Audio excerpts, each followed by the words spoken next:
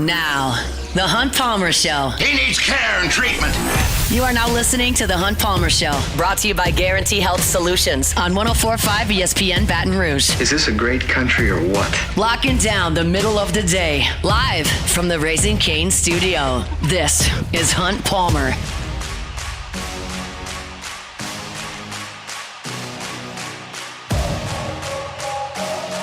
Welcome in! Hunt Palmer coming to you from the Raising Cane studio downtown in the capital city on this Monday. Hope your work week's off to a good start. We're brought to you by Guarantee Health Solutions.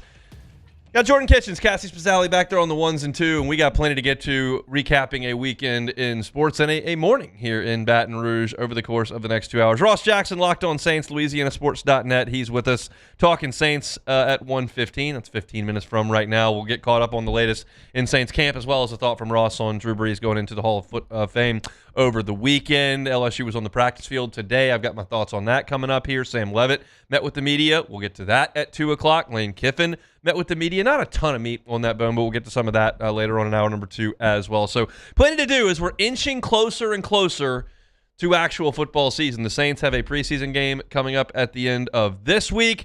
LSU is just inside 3 weeks from the season opener with Clemson. I got to tell you, I looked up and it being August the 10th. That was a pretty rapid first week of August. Now we've only got 2 more weeks where LSU doesn't have a game to play, and then it's game week here in Baton Rouge. So generally speaking, this is a month that can drag. I haven't gotten that vibe early on, and we're almost halfway through here, so that's a positive thing. Maybe the summer dragged a little bit with LSU baseball ducking out early, but we're rapidly barreling down on football season here in South Louisiana, and that is a good thing. Let's start with our LSU practice report from today. It's our opening drive. Welcome to the big league. It's time for Hunt's Opening Drive, presented by Fabry Chevrolet GMC in St. Francisville. LSU was out there on the Ponderosa today, had on helmets and shoulder pads, called that shells for a workout. They'll throw the full pads on later on this week. Lane Kiffin talked about that earlier today, said they're going to have to do a little bit of tackling entering this week, be a little bit more physical this week and next week. They didn't tackle really at all in the spring, and they haven't to this point. Lane Kiffin really prioritizes health and freshness as opposed to the Junction Boys 2-a-days, bring everybody to the ground, work on fundamentals and tackling all day, every day. He prioritizes keeping guys healthy. He prioritizes keeping guys fresh, keeping guys fast. And so they have not tackled yet. They will do so entering the back end of this week. They didn't today. We were out there for about 20 minutes today, closer to 15, I would suggest, 2 periods. And I want to get some housekeeping things out of the way first. Damian Shanklin has not been there the last few practices. Lane Kiffin was asked about Shanklin today and said that he is not practicing with the team and he can't comment any further on that. So clearly, Damian Shanklin away from the program right now, second-year edge rusher from the Midwest who is not out there. Of course, Gabe Relaford tore his ACL back in the spring. He's going to miss the entire season. I saw him riding a stationary bike today, but he's going to miss the season. So you look at that, Shanklin not with the team, Relaford out for the year. They're a little bit thin at edge rusher, and they are going to make a move there. Jaden Breaker, the linebacker, who's listed at 6'3", about 225, he has moved down to work out with the edges. You've got, obviously, Prince William Onmiel, and you've got Jordan Ross. Lamar Brown has entered the fold. You've got Dylan Carpenter. Trenton Henderson is a freshman who can play at that spot as well, but they're going to move Jaden Breaker down. They've got a lot of linebackers. I've told you many times that LSU didn't lose any linebackers to the transfer portal from that young group. You kept Jaden Breaker, you kept Charles Ross, you kept Keelan Moses. Obviously, you've got Tylen Singleton, who is there. You've got Devon Keys, who is there. You got Zach Weeks, who is there. Witt and TJ Daugherty are your leaders there. But you've got a lot of linebackers, so Breaker will move down a level. He will use that length on the edge and provide a little depth for an LSU position that's a little bit thin on numbers right there behind the 2 veterans in Ross and Miel, and you've got a lot of unproven guys at that spot, but Breaker will move down and play a little bit on the edge. Did see that Trey'Dez Green was in a no-contact jersey today. I don't think you should be alarmed at that at all. He participated completely in the 2 periods we were there. He led the tight ends through the pass-catching drills was running full speed, making catches in the back of the end zone, had a nice catch on a ball that Sam Levitt threw him on a deep route up the seam. And so he was in a no-contact jersey all of spring as well. I don't know why, if that's just a, hey, don't hit Trey Dez, he's really good, I don't want him to get hurt, or if there is some sort of lingering issue. I'm not aware of one, but it doesn't appear to me to be at all significant because he's out there fully participating in everything that LSU does, even with that no-contact jersey on. I did not see another player in a no-contact jersey on Monday morning. Michael Turner, the cornerback, was in one over the weekend. I did not notice him in one today, but I didn't spend a lot of time with the DBs. In the one moment I did glance over at the DBs, they were in a shell coverage drill, and Tamarcus Cooley did back up and work as the first-team safety alongside Ty Benefield. He was out there with DJ Pickett, PJ Woodland, Deshaun Spears. So you have seen an extended look there for Jace Thomas. I think that the staff really likes Jace Thomas, but I do think that Tamarcus Cooley is probably your starter and is certainly going to factor in significantly on this team. That's a guy who started for you last year in the secondary. He started at NC State the year before that in the secondary. He's a proven starting player, and I don't read too much into the fact that the first 12 minutes of fall camp, Jace Thomas was back there with the first team, and Ty Benefield. We talked about it last week a little bit. It could be a deal where they just want to see the communication between Jace Thomas and Ty Benefield. They may want Cooley's experience with the second team helping. Who knows? But Cooley was out there with the first team at today, so that was interesting. Weston Davis was not at practice on Saturday. He was back at practice today. We didn't get an update on that from Lane Kiffin. No one asked Kiffin about Weston Davis. I was not at practice on Saturday. I had a broadcast over at River Parishes Community College, so I wasn't there. We had Chris Marler on the scene there. Taylor Sharp was on the scene there. But no Weston Davis. It appears that that Satterwhite, the transfer from Tennessee, was working at right tackle with Weston Davis not available on Saturday. That surprises me a lot. I thought Charles Satterwhite came in to be the backup center to Braylon Moore. And to know that he's out playing right tackle is kind of interesting. I would imagine that would be Devin Harper's spot. It wouldn't surprise me at all if Darren Stray occupied that spot. I know the staff is very high on Bryson Martinez, who profiles as a tackle. Like, you've got some other options there, but Satterwhite being the first guy out there at right tackle surprised me a little bit. In the same way that, you saw DJ Chester go out there and play on the tackles last year when you had injuries where Braylon Moore took over at center. Chester kind of became the sixth man, and when you did have an injury to Tyree Adams, you did have an injury to Carius Kern or Weston Davis, you had DJ Chester go in there. Didn't go great, but that's what you saw happen for LSU's offensive line last year, and it appears perhaps Satterwhite is kind of in that spot now. We'll see. I'm, again, not reading too much into it. I made an effort to go over there and look at the offensive line today. They are letting us walk places that we have not been in spring football, and in the first week of fall camp, you can go a little bit closer to the offensive line. I've told you all a couple of times that they are the furthest away from us. Now we can walk over there and be pretty close to them. I did that today, but while we were out there for those 15 minutes, the offensive line never lined up in a 5 across. They just hit sleds individually. And that's the deal. Like, it's hit or miss with what we get to see out there at practice because we're not out there very long and they're doing individual drills. And there's a lot of cones. There's a lot of sleds. There's a lot of tackling dummies. Like, there's a lot of not 11 on 11, not full position groups. There's a lot of individual work going on. And when they do that, I can't tell you who's in the starting rotation. They're just going through pop and sleds. So I am curious about the right tackle position now. I think Weston Davis is your odds-on favorite there. But in the event that he is unavailable or does get beaten out, maybe it's not some of the names I was looking at previously. Maybe it's Satterwhite, who I thought came in as an interior offensive lineman or as a center that perhaps could be getting a look on the outside. Last piece to the puzzle for the offense today that I checked out was Sam Levitt. He was 18 for 20 with no defense out there in the throws that I saw him make. He overthrew one deep ball to Jace Brown. He also overthrew one deep ball to Trey Harris. Not Trey Harris. There's too many Treys, Jaces, and Browns. It's the Florida guy who wears number 3. Trey Wilson. Trey Wilson. I cannot get there. All the receivers have the same name, and it's a problem. Trey Wilson. I know their story and their number. Coming up with the name on the spot is giving me problems. But and I obviously just write numbers at practice. You're going fast. But he overthrew 2, but he was on the money with everything else. He worked with Trey Wilson a lot. He worked with Phillip Wright a lot. He worked with Jace Brown a lot. And he worked with Roman Mothershed a lot today after he moved on from the tight ends, where, of course, he was working with Trey'Dez Green. But I thought Levitt looked good. There was good zip on his passes. They hit a lot of different routes on the route tree. They hit some deep balls. They hit a couple option routes in the middle of the field, hit a couple deep outs that we saw, some crossers over the middle. I mentioned the Trey'Dez Green pass he threw up the seam, I thought was a good-looking throw. And he is getting a lot of reps, y'all. I think that they, not necessarily making up for lost time, but he is clearly the focus of these drills. And that shouldn't come as any surprise to anybody. He missed spring, and he is the starting quarterback. Famously, Drew Brees wanted to take as many reps as he could possibly get, and the Saints' backups didn't get a lot.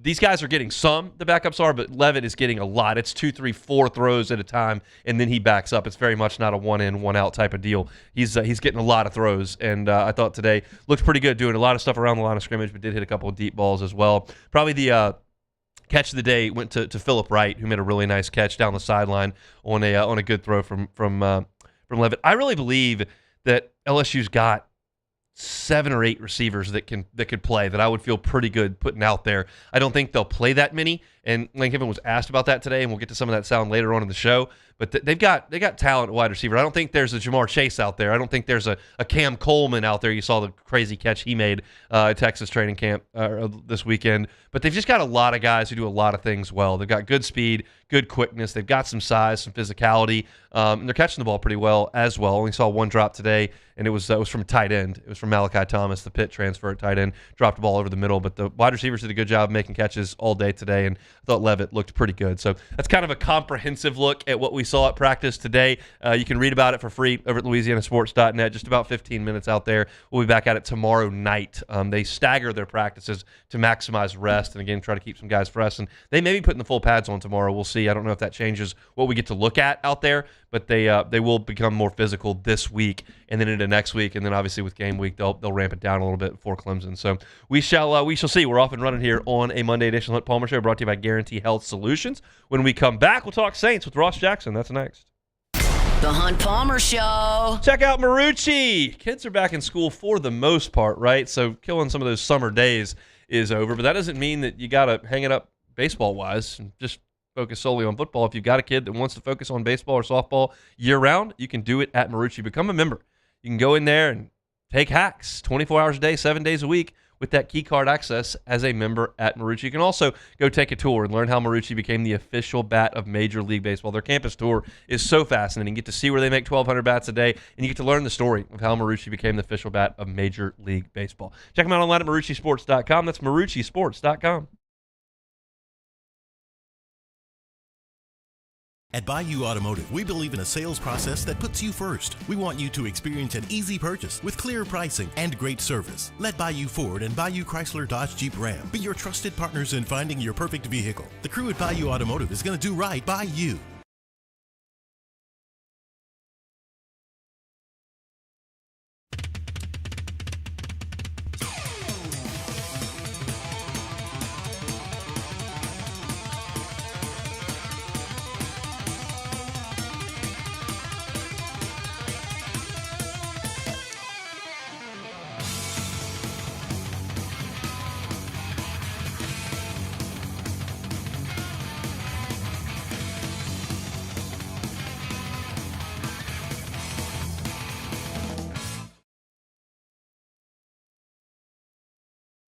The Ascension Parish Sheriff's Office protects and serves over 132,000 residents across the parish. Keeping our community safe is our mission, and Rev Fiber plays a critical role in how we respond.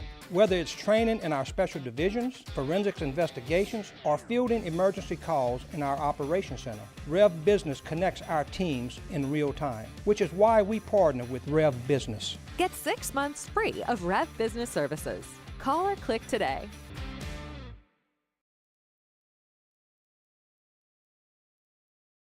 At Southern Classic Chicken, we take pride in serving the freshest seasoned and marinated hand-breaded fried chicken. It's so good, it's wrong. Choose from a variety of classic sides like our zesty Cajun seasoned fries, savory red beans and rice, or sweet corn grits. Drive through today and pick up a family box or one of our classic combos and enjoy a true Southern classic. Order online and download our loyalty app to start earning those crispy and juicy rewards. Loyalty matters.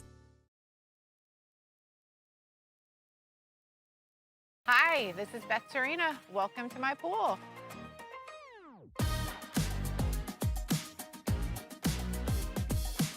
The first time I saw this beautiful pool, it exceeded every expectation that I had. They were able to get everything we wanted in this pool. It is a beautiful pool. We live out here, we eat out here, we watch TV out here. This is like our living room outside. We love this pool and everything about it. When we decided to build our pool, we called a great friend who is one of the best pool builders in the country in North Louisiana, and we said, who would you choose to build a pool in Baton Rouge?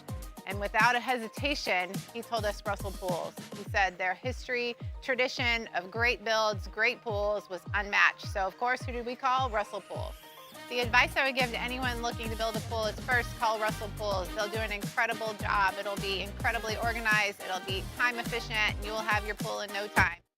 You're listening to The Hunt Palmer Show, brought to you by Guarantee Health Solutions. Guarantee Health Solutions, guiding healthcare forward. GuaranteeHealth.com.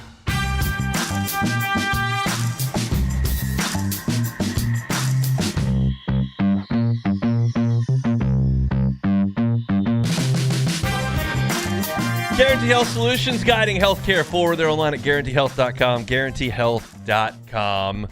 On Palmer Show here on a Monday. Let's transition from the purple and gold over to the black and gold. Ross Jackson's all over it for Locked On Saints, as well as LouisianaSports.net. Gives us a little bit of time here on this Monday. Ross, how we doing? Hey, dude, I'm doing great, man. Thanks so much for having me. It is our pleasure. Let's talk about the unfortunate news over the weekend. Dylan Radin suffers an injury, out for the year. How impactful is that for this Saints offensive line? Yeah, it doesn't impact their starting lineup, of course, but, man, that's a big loss for them from a depth. Look, Radin, they brought him back on a 2-year deal, which showed a commitment to him beyond just here in 2026. And he's a player that can back up not just a guard position, but he can back up both guard positions and both tackle positions. And so when you have a player like him who has starting experience in the NFL, came from a really, really good program out at North Dakota State University, and has the ability to back up 4 positions for you when you lose that player for the year in training camp, that's a pretty big hit. And so I think that kind of changes the conversation a bit around the Saints offensive line, because you want to have 8 or 9 guys, or 7 or 8 guys probably, that you're really confident in. And I think you just lost one of those guys, and the guy that was probably number 6 on that list, if not actually in the top 5 at a certain point. So for New Orleans, it's a pretty big loss, and I wouldn't be surprised if that's one that sends them at least peering at the market a bit like they did last year when they brought in guys like Xavier Truss, Awesome Richards, and others over the course of the offseason. When you think you have enough offensive linemen, get 2 more, I think is probably the most best way to go about it. What does it mean, though, without Radin in terms of personnel? Like, who would be next up for the Saints right now at those backup spots? Yeah, I would imagine Awesome Richards is up there. He would probably be the guy that would be your go-to at backup tackle. I think William Sherman is another one to watch out for. He's got 5 position versatility there. They like him a lot on the interior in particular. And then Xavier Truss, a player who they added over the course of the offseason via waivers, can fit in as well. Those are the veteran guys. But, of course, you'll want to keep an eye out on rookie guard Jeremiah Wright as well. He's dealing with a shoulder injury right now, but as Kellen Moore has indicated, he's progressing in that conversation, and he could end up becoming the team's top backup at guard, and a guy that ends up being a part of the conversation once the team decides where they want to go in terms of further shuffling their offensive line after the season. Let's talk about the 2 tackles. Obviously, early in their careers, Saints invested first-round picks in those guys and expect them to be pillars of the franchise moving forward. How have they held up against a talented group of Saints edge rushers in camp? Yeah, the only misfortunate part for them is the level of talent at edge rusher for the Saints right now. And so I guess what I would say is that it is a bit of an iron sharpens iron approach. They win some, they lose some, and that's what you want to see here throughout training camp as a whole. So those guys are getting tested, but they're also standing up and showing up on their own as well. In particular, Kelvin Banks has been very impressive throughout, continues to be really impressive going into his second season. He's the guy that was left on an island a lot at left tackle last year. That's something that the Saints are going to continue to ask of him. And the good news for him is that he won't be going up against, Chase Young every single rep of his season moving forward, which would be good for him. But right now he's getting work with guys like Chase Young, Carl Granderson, and others that have been really impressive here so far throughout training camp, and that should make him all the better. Tell me about the offense moving as a whole, and start with Shuck, I guess. I know that the defense has probably won more of the day as I was reading through your reports, but how has the offense looked at times with Shuck leading the way?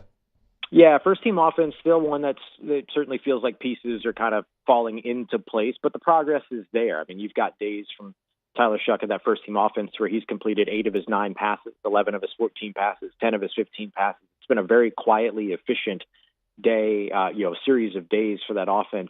The thing for them is when they get into the situational work, like the 2-minute drills, the 4-minute drills, the midfield kind of progressive stuff, like a drive progression stuff. That's been sort of the stuff that has kind of challenged them a little bit. And those are the things that were a little challenging for them last year. But in games, you saw Tyler Shuck as one of the best quarterbacks in the NFL in the final 2 minutes of games. So that clutch factor is absolutely there for him. And so situationally, you're seeing a bit of the struggles, but you're seeing things also fall into place. So I would say everything, considering the amount of newness that's still involved in that offense in terms of personnel, draft picks, free agent signings, all of that. Nothing super surprising right now, nothing to hit a panic button over, but still some progress to be made for sure. Ross Jackson, LouisianaSports.net, and Locked On Saints, covering the black and gold as good as anybody. He's giving us a little time here on this Monday. For me, I think the floor is very low and the ceiling is very high on the Saints at cornerback entering the season. How have you seen those two starters, Kool-Aid McKinstry and Quincy Riley, play early on in camp? Yeah, those guys have really taken a step, Good. and I think that they've looked pretty strong. And look, they're not going up against, the practice squad guys or anything like that, right? Like Kool-Aid McKinstry has only taken a few one-on-one reps, but every one-on-one rep that he takes, he's going up against Chris Olave. Those guys, when they're in first-team drills, are going up against Chris. They're going up against Jordan Tyson. They're going up against Devon Bailey. Like, they're going up against the team's top talent. And so I think that they've shown up quite a bit. Each of those guys with their with a couple of takeaways. Each of those guys with a lot of plays being made at the football. I think one of the places where Kool-Aid McKinstry in particular has made a big step beyond his leadership off the field. On the field, one of the places where he's taken a big step forward has been his sort of calmness with the ball in the air. When he was at Alabama, his specialty was just making quarterbacks look the other way. And so he had, very few interceptions, very few passes broken up, all those other pieces all throughout college. But then when he got to the NFL, as a young quarterback, you're going to get targeted. And so now you look at, okay, so how do you adjust to seeing the ball come your way more? And I think that that's a place where he's taken a big stride, is his calm and composure when the ball's in the air. How concerned should Saints fans be about kicker right now? Yeah, I mean, I certainly wouldn't. I would say that you should be concerned about it. Yeah. I certainly wouldn't be walking around thinking that it's all taken care of. But I think that you have one kicker in Tanner Brown who's just now joining the team. He's got, I think it's 4 or 5 missed kicks so far throughout training camp, including misses from like extra point and in the 40-yard range. Charlie Smith's got 7 missed kicks so far throughout camp. Has a couple of different two separate days where he missed more than 3 or missed 3 kicks. You want to see a bit more consistency there. So I certainly wouldn't consider that a thing that's trending in the greatest direction right now. But look, Charlie Smith found a way to flip a switch during training camp around this time last year. He went on a run where he sank 10-plus field goals in a row to close out training camp, and then was perfect in the preseason as well. If he has the ability to do that again, it could finally help to create some separation. But right now, that battle between the two is tight, and probably not for the reason that you want it to be. Yeah, that's a big deal, especially for a team that I think in New Orleans that's going to be playing some close games this year. You got to have those points absolutely when they're available. Ross, set the schedule for this week. I know we're about to get into a preseason game here. Yeah, we're already here. It's kind of crazy. The Saints play football this weekend, which is insane to me. But yeah, so they're off today. They're back on the practice field tomorrow. That's going to be their final installation practice. So after that, they'll have had the entire offensive defense set in.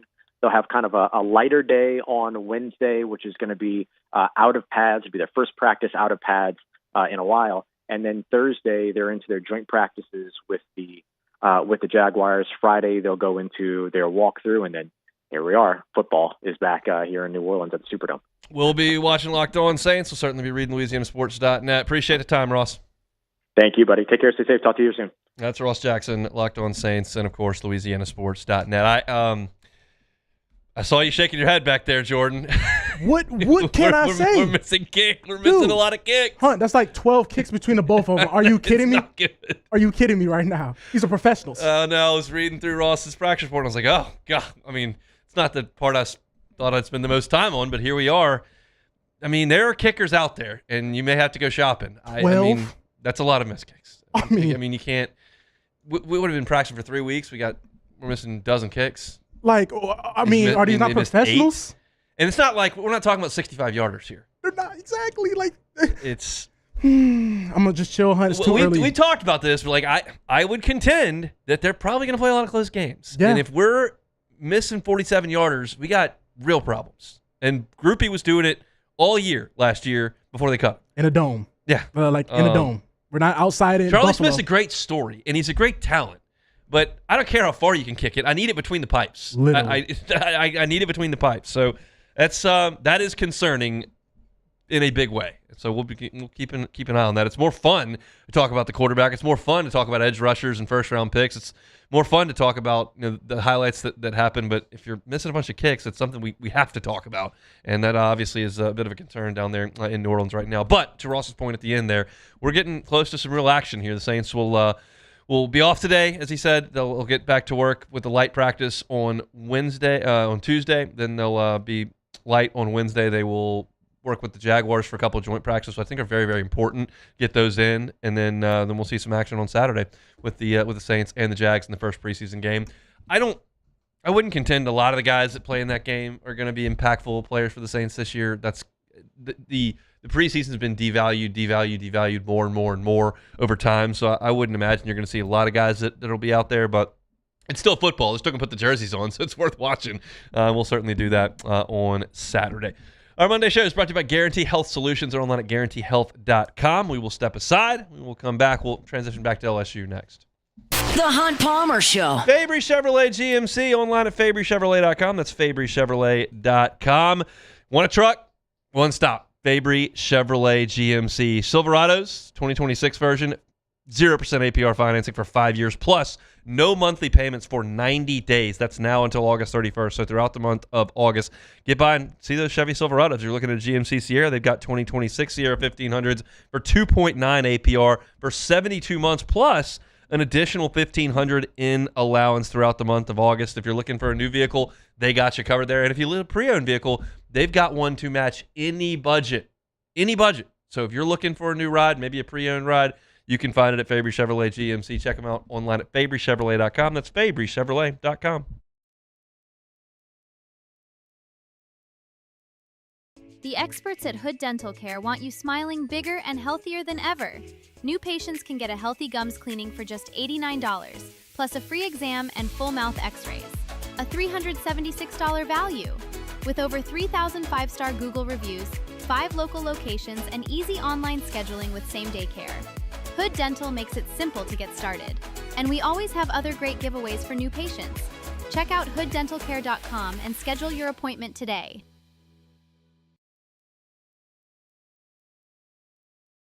As a business owner, you're always focused on how you can improve the bottom line. Well, when was the last time you shopped your insurance coverage? Insurance Network of Louisiana can help. If you're a business owner, let my friends at Insurance Network of Louisiana see if they can find you better coverage for less money. They always offer exceptional customer service and partner with only the best providers. So check them out online today at lainsurance.net.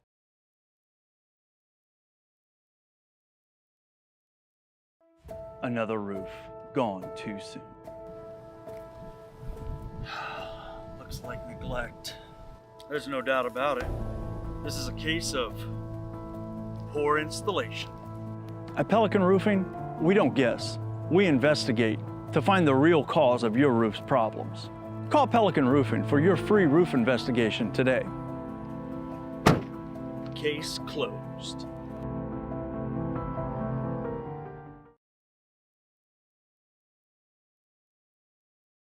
At Bayou Automotive, we believe in a sales process that puts you first. We want you to experience an easy purchase with clear pricing and great service. Let Bayou Ford and Bayou Chrysler Dodge Jeep Ram be your trusted partners in finding your perfect vehicle. The crew at Bayou Automotive is going to do right by you. At Auctioner, we know healing is a team sport.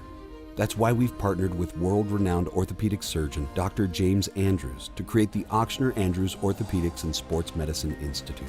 Whether you're a professional athlete or a weekend warrior, our team of specialists are dedicated to getting you back in the game. So whatever your reasons are for reaching your personal best, we've only got one. You. Ochsner Andrews Institute. Long live you.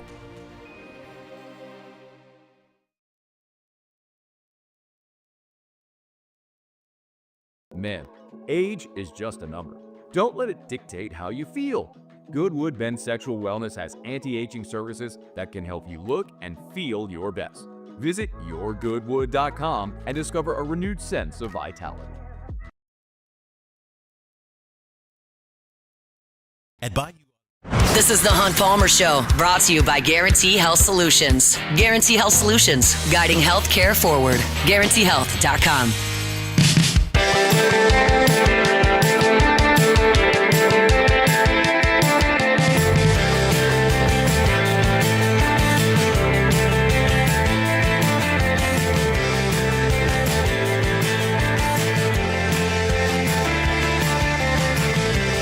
GoTro's Outdoor Power. We're online at GoTrosOnline.com, GoTrosOnline.com. 2 locations for GoTro's Outdoor Power. One on Airline in Baton Rouge, and then, of course, they've got another in Gonzales. GoTro family's been at it for 22 years, family-owned and operated. They're not small.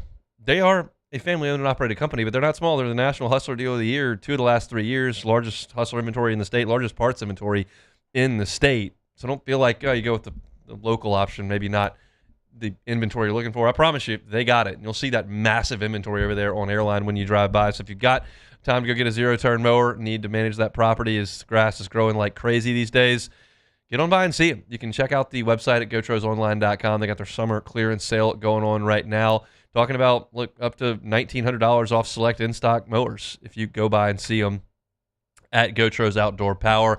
Online at GoTrosOnline.com. That's GoTro's Outdoor Power. All right, Lane Kiffin met with the media earlier today after LSU's practice. Sam Levitt did as well. We'll hear from Sam Levitt coming up in 30 minutes at the top of hour number 2.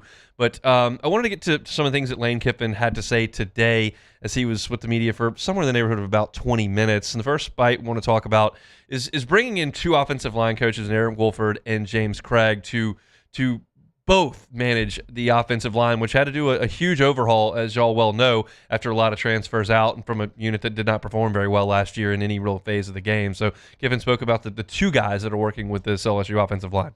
Yeah, I can't imagine there's a better pair in the country. You know, you get 2 big-time SEC line coaches together here, and one with great history, obviously, at the program here and the national championship and the Joe Moore Award, and both have coached in the NFL. So we're very fortunate to have that. It's really easy to recruit to, and they're really good technique coaches. I'd not worked with Eric before. I had always heard good things about him. Coach Saban called about him, really raved about him when he had him, and then we brought him in, and he did a great job. I can't wait for this Clemson game to see if LSU can run the football. It's been 2 years of non-existent running game, and I just can't watch it anymore. I cannot watch it anymore. And I don't know how much of that is on the old offensive line coach. I don't know how much of that is on the old offensive line. I don't know how much of that is on the old offensive coordinator. I don't know how much of that is on the old head coach. I don't know what piece of the pie everyone takes blame for in terms of the LSU's inability to run the ball, but it's got to get better. They just have to be a lot better. And this is a group that has got a proven commodity in the middle, but doesn't really have anybody else that is proven in the ground game. Jordan Seaton is a great pass protector at left tackle. His PFF grades are not great in the run game. Bo Bordelon has been on LSU's campus for 4 years and hasn't been a starter. Weston Davis did not have a very good year last year. Alu Ba has a good pedigree from Maryland, but it's not in the Southeastern Conference. So you've got to find a way to coach these guys up and to get LSU moving on the ground. That's just a vital piece to what any team wants to do, but certainly what Lane Kiffin wants to do, and those 2 coaches have to get that done. There was a question that was phrased to Lane Kiffin earlier today where they said, hey, LSU's offensive line was obviously a huge problem last year, and he kind of bristled at that question, but then it dovetailed into him speaking about getting Braylon Moore back and just how impactful that can be in the middle of LSU's offensive line. Well, I don't know that obviously that was the biggest issue, but running backs have to run too, okay? So, that goes – a lot of people have to do with the running game. So it's important to get him back. He's a really good player and really good leader and really strong in there. So really glad to have him. Look, LSU didn't do much well in the offensive line last year, but Braylon Moore was clearly the best player. Now, he was compromised when he was out there because he got hurt so quickly. The first play of the second game, he got hurt. I know that because that was Myers' first game, and I went to go see him to check in, make sure everything was okay, understanding that my writing responsibilities would take me back to my laptop if there was an injury, and the first play, there was an injury. So I went back to write the Braylon Moore injury. So that he got hurt against Louisiana Tech on the first snap, and then he got hurt later in the season as well. So he was compromised pretty much the entire year. But when he was out there, he was pretty good. And so you've got to put him in the middle and feel like you've got some guys around him that can move LSU forward to some extent. And one of those guys is going to be Bo Bordelon. He was not the starter on the first day of spring ball. Devin Harper was the first team left guard in spring ball. We got to see extended portions of those practices in the spring, and Devin Harper was in there. And then by about practice 3 or 4, there was Bo Bordelon in there, and then he never came out. He was the starter. And when we talked to Whit Weeks in Tampa back in SC Media Days in July, he called him the starter. It was like, yeah, to see Bo win that job and become a starter is really cool. So that's the sense on the team that Bo Bordelon, after 4 years of not being a real impactful player and doing a little bit as a third-team tight end and only starting one game, the Texas Bowl, where all the offensive linemen opted out. Will Campbell opted out, Emory Jones opted out, and Garrett Dellinger opted out. That's the only game he started in 4 years at LSU. Now he moves in at left guard, and Lane Kiffin talked about his progression. He's earned it.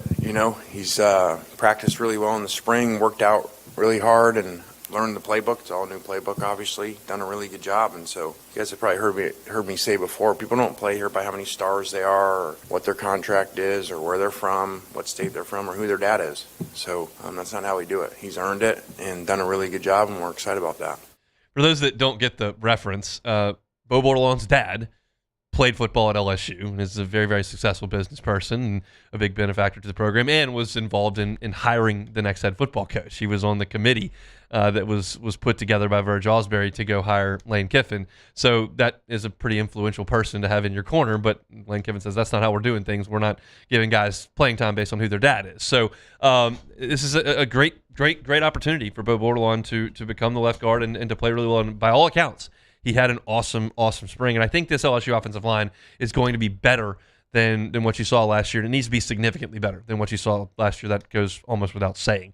Last thing here is that LSU is going to put full pads on this week, and they're going to be a little bit more physical in practice. I mentioned that at the top of the show today, and Lane Kiffin talked about the importance of that part of training camp. Yeah, we got a tackle, which we avoided a lot in the spring, just trying to get things done and stay healthy. And, you have to at some point because we got to make sure that we're ready, especially, with our schedule set up. You have an extremely hard opener, one of the best programs in the country. So you don't really have a progression to try to maybe treat that game a little bit differently, where you can start tackling in the game more and maybe be a little bit rusty. We can't afford that in this opener. So this will be a week in pads where we see them tackle on Saturday and also see them go against tackling.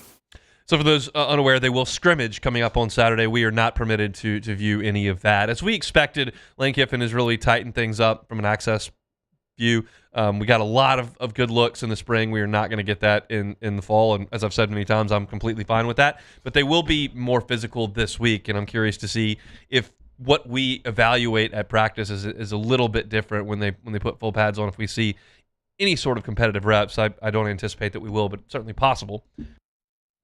We don't get to know that until we actually walk in. So we'll see. But LSU's got to be a physical football team. They've got to be more physical in the ground game. They've got to be more physical stopping the run. And you got to work on that. And there's a delicate balance that Lane Kiffin strikes when he works his teams out. Because as I mentioned back in the first segment, he really prioritizes speed, freshness, and health. And that's not the old school way of thinking. The old school way of thinking is we gotta practice all day long and tackle all day long and do the big cat drill and all that kind of stuff that Les Miles had those guys doing for 3-hour practices. That's just not going to happen for Lane Kiffin, but you've got to do some of it, and they will get into that later on today. And it would be great if we got to see it and could sense whether or not they were running the ball a little bit, because I can tell you last year, like LSU just did not block up front in fall camp. We were out there. They could not run the ball. They could not get a push. They couldn't block Bernard Gooden ever. He was in the backfield every snap he was out there, making TFLs every single day, getting sacks, getting TFLs in the ground game. Like they were just, and then that carried over to the games where LSU couldn't run the ball. And they've got to get more physical, and they've got a new set of eyeballs, and they've got a new offensive philosophy, which I can promise you they will not. As like last year, LSU was dead last in the SEC in rushing attempts. Ole Miss was first. Dead last, first. That's the type of shift you're going to see in this program. They're going to put the ball on the ground and try to move it forward. It's not going to be sit back there and chunk it all over the yard. That's just not going to be the case. And I believe that Dylan Jones is going to get the first opportunity to do that. That's what I think. We have seen him run with the first team all spring long and into the fall. We have seen him compared to Harlem Berry, compared to Caden Durham, and he's a more physical back. And I've said this previously, but I'll reiterate it. This is not some diamond in the rough that LSU found in Dylan Jones. This was a top 10 back in the nation, according to ESPN and 24/7 Sports, in his high school class. In his second collegiate season at Wisconsin, he was the starting tailback. He is 6'1". He is 220 pounds. And he is a physical presence. And I think he's going to be the starting running back.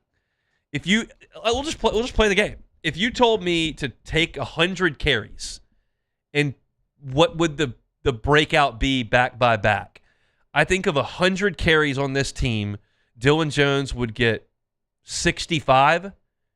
Harlem Berry would get 25, and that leaves 10 for Caden Durham. Like, that's where I think that's how I would put it, and that's nothing but an educated guess because we haven't seen 100 snaps. We're not watching them get into 11 on 11.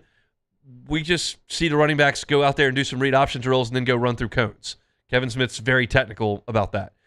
And I don't have any history with Kevin Smith in Baton Rouge to know what he wants to do. I know that Frank Wilson likes to rotate guys really liberally.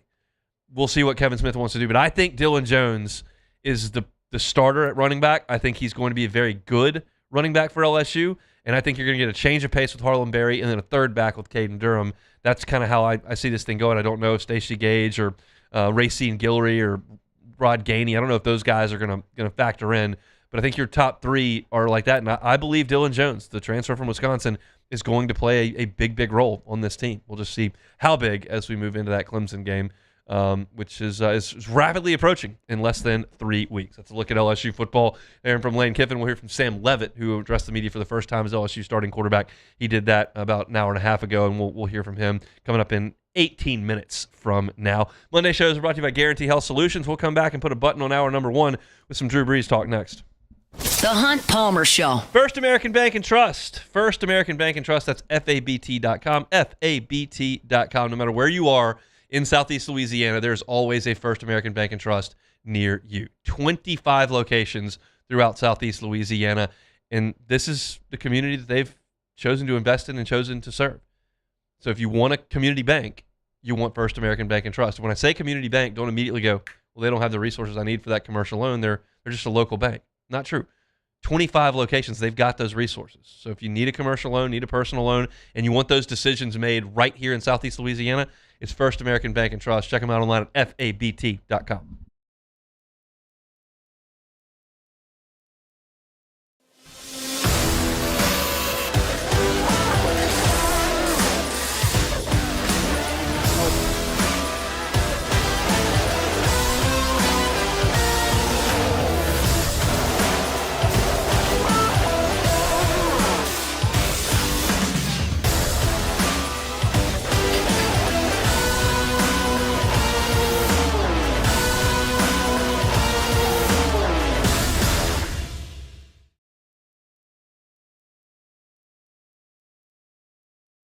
When it comes to industrial construction, River Parish Contractors can do it all. Mechanical, structural, custom fabrication, specialized welding, and turnaround services. Strategically located in between Baton Rouge and New Orleans, we have the local team with the experience and commitment to safety to manage the most complex industrial projects. Period. Here's the deal. Partnering with us means your project is delivered on time, on budget, and most important, safely. River Parish Contractors, let's get building.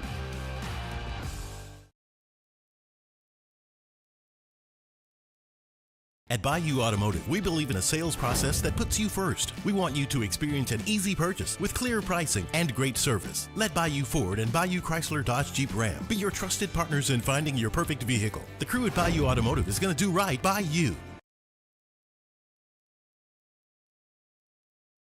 Raising Cane's Texas Toast is a thick slice of bread, garlic buttered spread, grilled to golden perfection, and made to order just for you.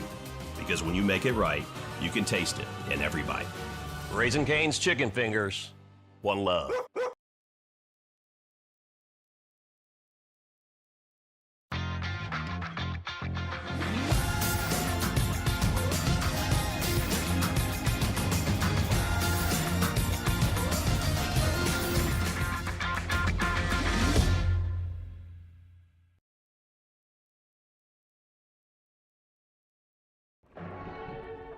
These are the luckiest ice cubes in the world. They could have been a thankless bed for an all-you-can-eat salad bar. But instead, they've been called upon to cradle and cool a crisp, refreshing Dos Equis. Looks like the lucky just got luckier. Dos Equis.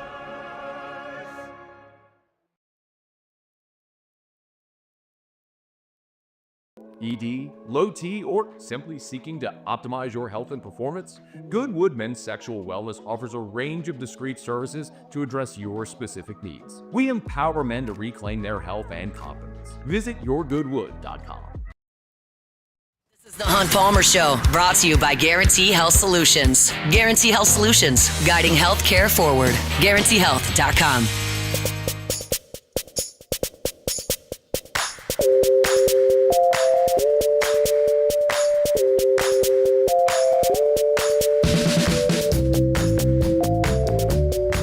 Friends at Auctioner bringing the Hunt Palmer Show each and every day. I want to remind you it's back to school time, obviously. Nutrition plays a big role in kiddos' performance. And Auctioner recommends packing a balanced lunch, protein, fruits, vegetables, whole grains, and getting kids involved in meal planning so healthy choices are more appealing for them. For students who are playing sports this fall, make sure they've gotten prepared with that annual sports physical. They've got proper hydration daily, stretching, rest, and the right protective equipment so that they are as safe as possible. Sports can help reduce stress, build confidence, and improve social skills, and it makes it a great way for kids to stay active and engaged throughout the entirety of the school year. If you want more tips on helping your family start the school year in a healthy, safe, and ready-to-succeed way, visit auctioner.org/BR. That's auctioner.org/BR. I put up a poll on Twitter today, and I'm not surprised at the results because my Twitter following skews more to LSU than the Saints because I cover LSU more closely than the Saints. So you're going to have more LSU fans that are going to vote that are maybe not doing so with their head, but maybe doing so with their heart. But I put a poll out on Twitter that said, who is more likely to make the playoffs, LSU or the Saints? And I'm a little bit surprised at the results. Jordan, what do you think the results are on that? Well, I'm assuming LSU won. Yeah. So I'm assuming how much? It shouldn't be a blowout. You're in NFC South. Should be like, what, 50-40? 66-34. 66-34. It said LSU's got a better chance to make the playoff than the Saints. Like, I just think that's nuts. I'm about to say 3 losses ends LSU season. It's hard. Like, that's a really hard schedule to make the playoff. The Saints have to beat 3 trash teams.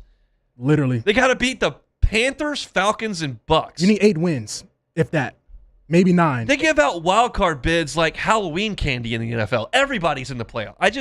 I disagree with this view. And that's not to suggest I don't think that LSU can make the playoffs. I think LSU could make the playoffs, but that would be really, really good effort to get to 10-2 with that schedule. And for the Saints, I mean 9-8. Yeah, 9-8. You probably get in. Panthers was 8-9 last year and got in. So, but Hunt, are we just drinking too much of the Saints Kool-Aid right now? Maybe they stink. It's possible they beat bad teams last year. Because I feel like we are just so hyped for the season at this point. Just the people we get on talking about the team and whatnot. And maybe LSU really can, do what you got to do. But my biggest gripe would have to be, like I said, 3 losses ends LSU season. I'll get roasted for this. People won't like to hear this because it's August and everybody's undefeated and everybody thinks everybody's awesome. Oh, yeah. But I think the Saints have a 43% chance to make the playoffs, and I think LSU's got a 33% chance to make the playoffs, if that. Like people will go, "What are you crazy?" Like in negative, like it's a hard schedule. Like I mean, gonna see going everything. to Ole Miss is not easy. Yeah, Trinidad, Shameless, Kewan Lacey, and then you got to come back and play A&M, who has kicked your teeth in for 2 years. Yep, got Brian Kelly Then fired. you got to play Bama. You got to play Texas, who's got more talent than anybody in the country. You got to go to Knoxville. Like I didn't even mention Clemson. Like it's a really hard schedule. And like I don't know about LSU defensive tackle. I don't know if they're going to be able to run the ball. I don't know about the offensive line. I mean, I don't know. This is not the segment anybody wants to hear right now. They want to hear how awesome everything is all the time. Yeah. And I do think there's a lot of real room for optimism. I talked about it a lot in the first segment, but like I just think the Saints have a significantly better chance to make the playoffs than LSU. The Saints have to beat 3 teams. Yeah. And also, I think the Saints have a bigger room for error. Like, I feel like the Saints can start off the year 0-2. You don't want to start off 0-2, but you'll be okay. LSU starts off 0-2. Somebody's getting fired. Now, it might not be Kiffin, but somebody. I don't think they're going to lose to Louisiana Tech. Yeah, You could lose the second one. Yeah. You could lose 1 and 3. Yeah. You lose to Clemson and Ole Miss. I mean, if you told me you can bet on the Kiffin era at LSU versus the Kellen Moore era in the Saints, I would take the Kiffin era at LSU. I think there's real reason for optimism over Lane's time here. But this year, I think the Saints are a better bet to make the playoff. But maybe I'm crazy. I wanted to end the hour here, and I got 5 minutes talking about Drew Brees and going to the Hall of Fame. I had a chance to watch his speech and thought he hit the high points. Thought he did a wonderful job. It was really cool to see the people there. That Jimmy Graham was there. Alvin Kamara flew up there. Saw Marcus Colston was there as well. Sean Payton obviously introduced Drew Brees, who gave an impassioned speech about his football life and was so complimentary about New Orleans and talked about how seriously he took the mantle of being the leader of what he called the soul of the city, which I think in a lot of ways the Saints are the soul of that city. And he said he would die for defending that honor, which I thought was maybe a touch dramatic, but he knew who he was talking to. There was a really good crowd of black and gold there, and I thought he delivered as you would imagine Drew Brees would, with just a lot of tact and hitting all the right notes and expressing his appreciation for New Orleans. We talked about it on Friday, and I won't go right back into that same old spiel, but for Brees coming off of that injury to take the mantle in that city and do what he did is a story that will be told for a very, very long time, and you kind of put a bow on his football life with that induction on Saturday. And I just thought that the appreciation he expressed to the city was really, really cool. That's something that I always find interesting, is the connection that an athlete has with the city, even though it's not a place that you were from. And Drew was always going to move back to San Diego when his time was over. That's just, San Diego's pretty nice place to live when you got a huge chunk of change. But he embraced New Orleans so much as a kid from Austin who played college in the Midwest and was drafted out west by San Diego, and then comes in, and he really represented himself well. That family calls New Orleans home, even though they don't live there anymore. And I thought the appreciation he showed for the city was very cool. Jordan, you're a New Orleans guy. Like, what did you think of it? I mean, I loved it. Like you said, he hit every high point that you wanted. I really don't think there's nobody safer in the city of New Orleans. He's safer than the mayor, honestly. Like, well, there's no question about that. I'm about to say, like, Drew Brees. Politicians. Yeah, I'm about to say, like, Drew Brees he can leave, drop his wallet, and somebody will give it back to him. Yeah. Like, that's how much the city of New Orleans appreciates Drew Brees and how much he appreciates us. But at the same time, it really just goes to show you it doesn't take much to connect with the city. He showed you right there that if you're the starting quarterback, basically the blueprint that Tyler Shuck is following. Yeah, he is. Just love the city, it'll love you back. Drew Brees is the model of that, and it just shows you. It goes a long way. The predecessor before Tyler Shuck, we don't go say his name like Baltimore. Yeah, and maybe whoever that guy is. Yeah, that guy, he didn't do that. And it just shows you the contrast of somebody that didn't accept the city and somebody that came here and accepted it at its worst. He came during Katrina. It was nothing here, and he did that. How are we feeling about Sean Payton these days? I mean, look, man, I'm not the biggest Sean Payton guy. Everybody knows that. It's cool that look, Sean, you got us the ring. I still feel like you kind of just cheated on us a little bit. Like you was flirting with the Broncos the whole time. Oh, yeah, I'm going to retire and all this bull. But look, I'll tell you this, Hunt, before we get out of here. The bus. How do you feel about the bus? I'm not the biggest fan of that bus. It's so hard to be critical of that. It's such a hard thing to do. I didn't think it was on the money. The birthmark is a nice touch. That works. It's not awful. If I'm It's not grading bad. it's a C. It's better than the Cristiano Ronaldo thing. Oh, that's not even close. Yeah, I'm about to say, but it's just like Ed Reed one was so perfect, and I just look at Drew Brees and was like, what? You know, I get it is Drew when you have a couple beers. It looks like Drew. Look like 2 beer Breeze. 2 beer Breeze. It could have been better, but that's a tough thing to do. Okay, I get. I'm no sculptor. Okay, yeah, But that's it was a great weekend for the Saints and great for Drew Brees to put on that gold jacket and be a representative of the organization as the organization's greatest player. And it was cool that Ricky Jackson, Willie Roaf, and Morton Anderson were there, and great turnout from the New Orleans fans there. So awesome day for Drew Brees, for his family, and for the New Orleans Saints in Canton, Ohio, as he goes into the Hall of Fame. That's it for hour number 1. We're brought to you by Guarantee Health Solutions. They're online at guaranteehealth.com, guaranteehealth.com. They're guiding healthcare forward over there at Guarantee Health Solutions. Rachel Fricke and her team are just phenomenal at what they do. And it's just bringing hospitality and a personal touch to the healthcare system. They work with health systems, urgent care operators, specialty practices, community clinics. They've got 40-plus years of healthcare leadership experience, managing 23 health system partnerships across 12 states, about 1 million patients a year they oversee there, and that's gives them the credibility. They know what they're doing. So if you're in the healthcare space and want to grow your brand and want to make sure that your patients have a positive experience in your system, Guarantee Health Solutions can help you with that. They're online at guaranteehealth.com. That's guaranteehealth.com. They bring you our Monday shows. That's it for hour number 1. If you missed any of it, catch it on demand wherever you find your sound. Sam Levin spoke for the first time since being LSU's quarterback. He did not speak in the spring. He did not come to SEC Media Days. He talked today, and I haven't heard it yet, so we'll do that after Sports Center. The Hunt Palmer Show. Boudreaux's Electrical Services. Boudreaux's Electrical Services. Neil and Melissa have been running the show for 4 decades. Do something for 40 years, you got it figured out, and they do. If you need a Generac home standby generator installed, there's only one phone number to call. It's 985-397-1562, Boudreaux's Electrical Services. You know where we live. These summer thunderstorms that come through in the evenings, knock your power out, can be a nuisance, and when hurricanes do barrel through here, obviously you can lose power for an extended amount of time, multiple days at times. That's just no fun. And you can give yourself the peace of mind that that's not going to happen to you. You get that Generac home standby generator installed from the folks at Boudreaux's Electrical Services. If you've already gotten a Generac installed, but you don't have it serviced, don't have a maintenance team, well, get the Boudreaux's Boost. They will come help you with that. A local team that can get involved with your Generac home standby generators. Boudreaux's Electrical Services. They're online at boudreauxelectrical.com. It's Boudreaux's Electrical Services online at boudreauxelectrical.com. If your office is experiencing performance issues like slow networks, jammed printers, or disappearing files, Advanced Office Systems may be right for you. With powerful IT solutions, print management, document imaging, and security systems, they help offices regain confidence naturally. Side effects may include uncontrollable efficiency, smoother workflows, and a sudden burst of office joy. Say goodbye to those emotional breakdowns in the supply closet and get back on track with Advanced Office Systems. At Bayou Automotive, we believe in a sales process that puts you first. We want you to experience an easy purchase with clear pricing and great service. Let Bayou Ford and Bayou Chrysler Dodge Jeep Ram be your trusted partners in finding your perfect vehicle. The crew at Bayou Automotive is going to do right by you.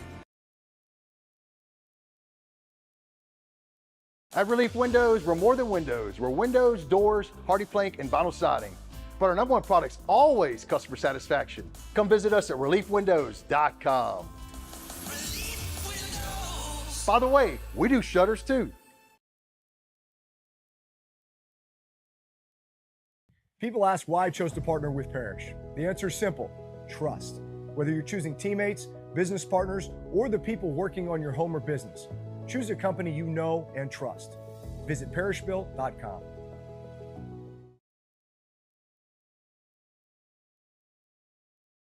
We typically think of stress as being bad for us. At Our Lady of the Lake and LSU, we are researching how certain types of stress, such as exercise, can be good for our immune health. By studying people under extreme stress, such as athletes, astronauts, service members, and first responders, we're learning how to improve the immune health of everyone. That's the power of research. That's the impact of champions. Together, we roar.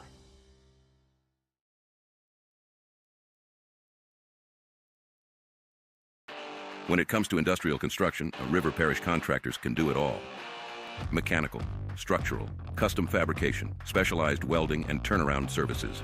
Strategically located in between Baton Rouge and New Orleans, we have the local team with the experience and commitment to safety to manage the most complex industrial projects. Period. Here's the deal. Partnering with us means your project is delivered on time, on budget, and most important, safely. River Parish Contractors, let's get building.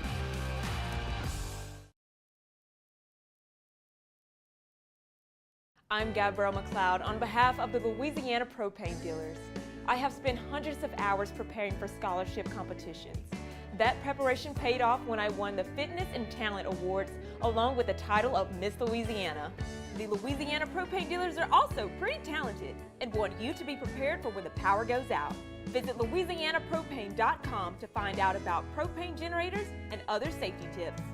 Louisiana Propane, it truly is the fuel for our future. This is SportsCenter. I'm Nick DeLuca, opening up week 1 of the NFL preseason as camps continue. Chiefs offensive coordinator Eric Bieniemy returning to the team today following a 2-week absence. Bieniemy returning home to Virginia after his wife was allegedly shot by the couple's son at his home. Mia was hospitalized on July 26th and remains in stable condition. Elijah Zion Bieniemy arrested and charged July 27th. Elsewhere, the NFL will allow head coaches to designate a member of their sideline staff to initiate replay challenges. Head coaches had been the only member of a team that can declare a challenge, can now be assigned to someone else. Rule does not require votes from ownership. Lions center Cade Mays suffered a wrist fracture during camp practice, will be sidelined around 8 to 10 weeks. Head coach Dan Campbell announcing that running back Isaiah Pacheco is dealing with an MCL sprain and will miss some time. Campbell said he expects Pacheco to return for week 1. Bears wide receiver Luther Burden III expected to miss the preseason with a groin injury. Hey, it's Michelle Smallman, and coming up Tuesday, we continue to get you ready for the 2026 season as we go 2-a-days with the Jacksonville Jaguars and Unsportsmanlike's darlings, the New Orleans Saints. It's Unsportsmanlike, 6 a.m. Eastern, right here on ESPN Radio, ESPN2, and ESPNU.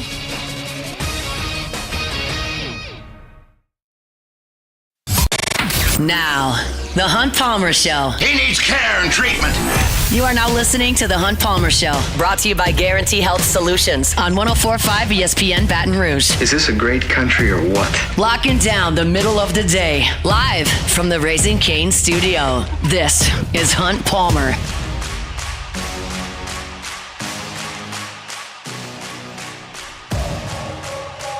Hour 2, Monday edition of the Hunt Palmer Show, 104.5 ESPN Baton Rouge. Hope your work week's off to a good start. Appreciate you hanging out with us. 1 hour left to go here. If you missed any of the first hour, catch it on demand wherever you find your sound. Speaking of sound, Sam Levitt made a little bit today. Sam Levitt, of course, got to LSU back in January and has not spoken with the media since arriving. He did not participate in spring football, so he didn't do any interviews. He did not come to SEC Media Days. They brought instead Whit Weeks, TJ Dottery, and Trey'Dez Green.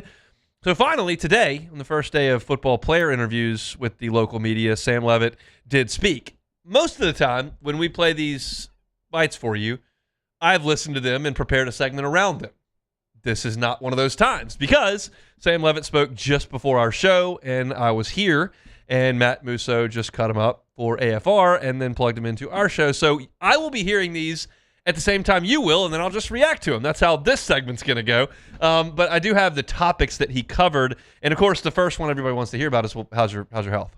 I'm 100% right now, and I've been 100% for the past few months. You know, just want to show a lot of love to Dallas and the whole staff, just constantly grinding, getting me back. You know, and, like, my health is one thing that I take very seriously, whether it's the food I eat, the way I sleep, the way I recover. So it's really never a question for me. You know, you can ask everyone from everywhere I've been. That's kind of something that I prioritize in my life, I think on kind of an extreme level. So, yeah, I'm, ready to go.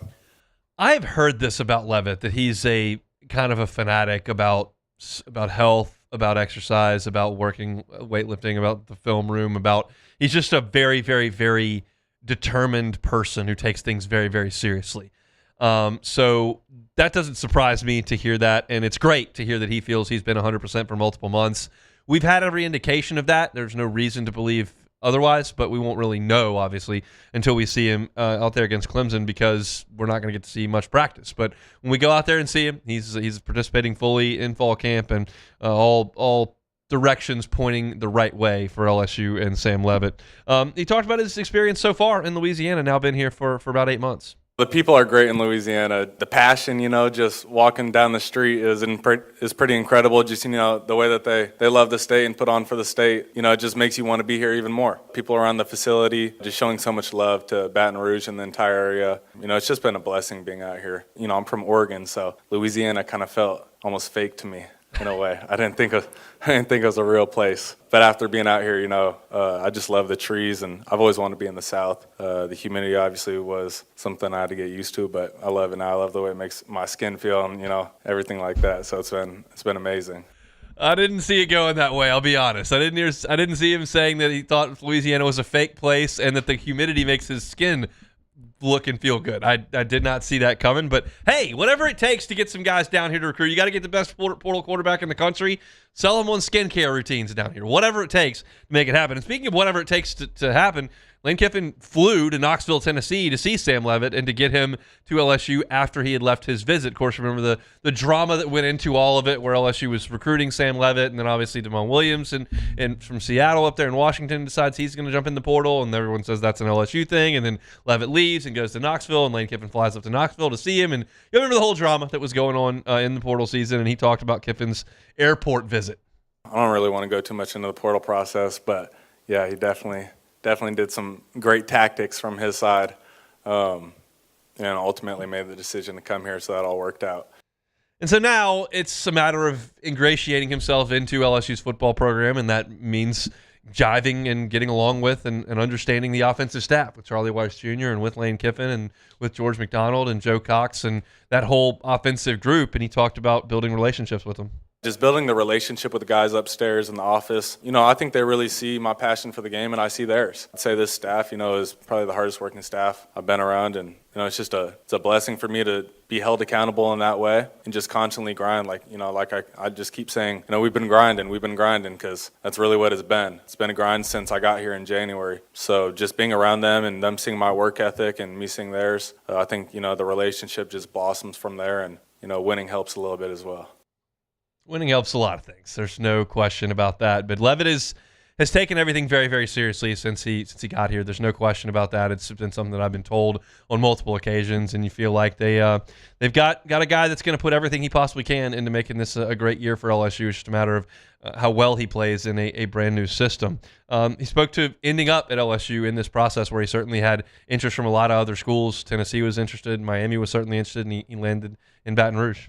Portal process was pretty crazy. I didn't expect it to go in that direction, just the whole situation, and then when I came out here, took my visit, just kind of fell in love with the place, fell in love with the vision, and, LSU, you walk around, and it's a historic place, and so many great players come out of here, and then you view, the players that you're going to play against every day in practice, going up against guys like Whit Weeks and TJ Daugherty, and Ty Benefield. It's a special situation for me to be in, just to be able to grind every single day and get better. That's ultimately the end goal, and, to come here and be with this staff, it's a situation where I don't really see how anyone can pass it up.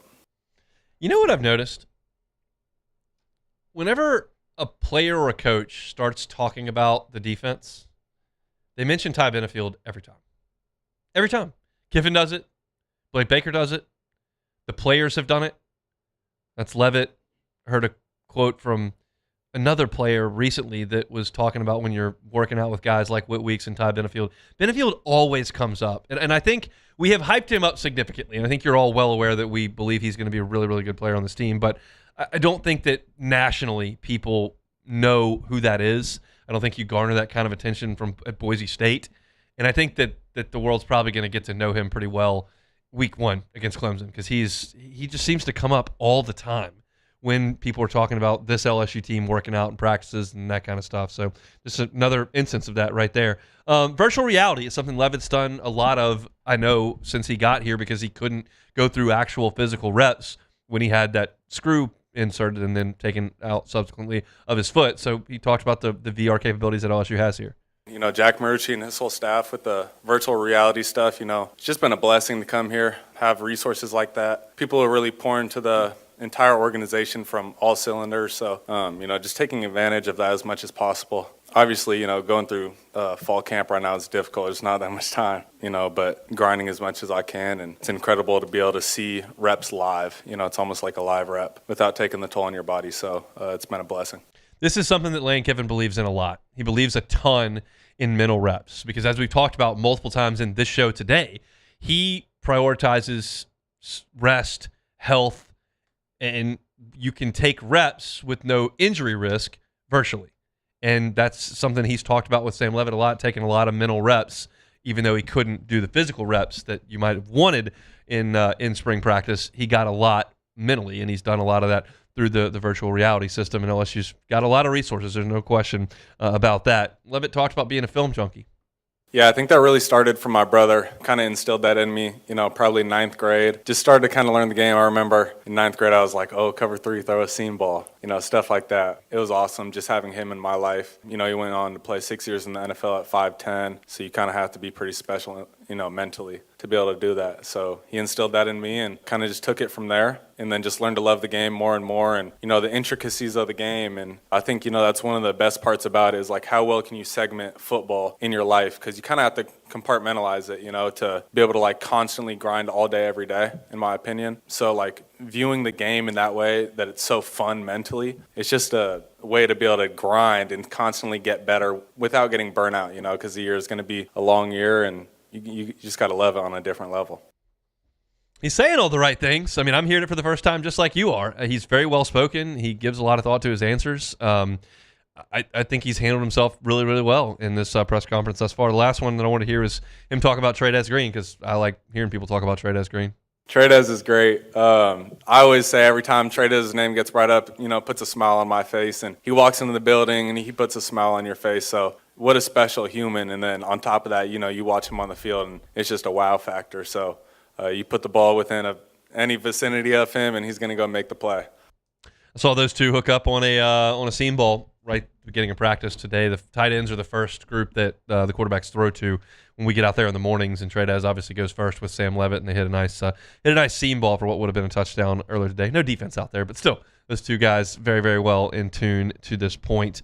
Again, I think that was all very, very encouraging. I think that you've got a quarterback who has chosen LSU. You've got a quarterback who wants to be great. You've got a quarterback who is putting in the time and effort, even in an adverse situation with the foot injury that he had, and is fully committed to what you're doing. And in this era, there are guys that probably just chase a paycheck and are not as committed in the success of the organization as they are to make sure that check clears and they can get to the next one. And that's doesn't appear to be the case with Sam Levitt. He certainly got paid handsomely to be here at LSU, but sounds like he's setting a good example and putting in the work necessary to be a really good quarterback here. And we've said it a million times, like his level of play is going to go a long, long, long way in determining whether or not LSU reaches its goals this year, because he's the guy that's got to make this bus go.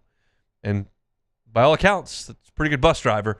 Just can't wait to see him out there against Clemson coming up in 3 weeks. That's it for first segment here in Hour 2. Monday edition of the Hunt Palmer Show brought to you by Guarantee Health Solutions. We got 45 minutes to go. Come back with us. The Hunt Palmer Show. Swing Easy Golf Club in Baton Rouge. SwingEasyGCBR.com. That's SwingEasyGCBR.com. Go by and see them. Segan at Perkins. It's a great place to work on your game. Doesn't matter if it's a torrential rain, which I think we just had a moment ago. Got that word from my kiddos at the zoo in his last day of summer. But you don't have to worry about those afternoon showers or the sweltering heat if you play on the simulator inside at Swing Easy Golf Club. You can play Cypress Point or Pebble Beach or TPC Sawgrass, or you can play Bethpage Black. You can play St. Andrews, the old course. It's really, really cool. You can do it with 4 friends there. You can do it by yourself. You can play 18 holes in an hour, indoors in the AC. It's a great, great place to incorporate golf in maybe a smaller window of time, or if you don't have to worry about the weather. It's an awesome spot. Swing Easy Golf Club in Baton Rouge, on Segan at Perkins, SwingEasyGCBR.com. As a business owner, you're always focused on how you can improve the bottom line. Well, when was the last time you shopped your insurance coverage? Insurance Network of Louisiana can help. If you're a business owner, let my friends at Insurance Network of Louisiana see if they can find you better coverage for less money. They always offer exceptional customer service and partner with only the best providers. So check them out online today at lainsurance.net. The Ascension Parish Sheriff's Office protects and serves over 132,000 residents across the parish. Keeping our community safe is our mission, and Rev Fiber plays a critical role in how we respond. Whether it's training in our special divisions, forensics investigations, or fielding emergency calls in our operations center, Rev Business connects our teams in real time, which is why we partner with Rev Business. Get 6 months free of Rev Business services. Call or click today.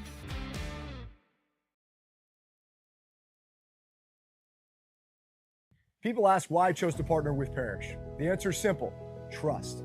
Whether you're choosing teammates, business partners, or the people working on your home or business, choose a company you know and trust. Visit parrishbuilt.com.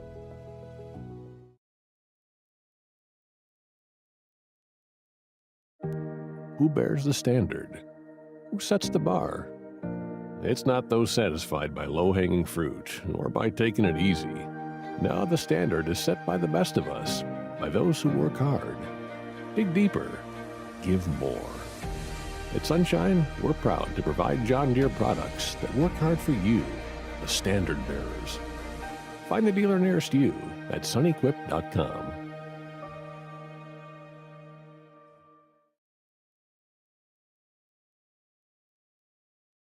At Southern Classic Chicken, we take pride in serving the freshest, seasoned, and marinated hand-breaded fried chicken. Drive through today and pick up a family box or one of our classic combos and enjoy a true Southern Classic. Order online and download our loyalty app to start earning those crispy and juicy rewards. Loyalty matters.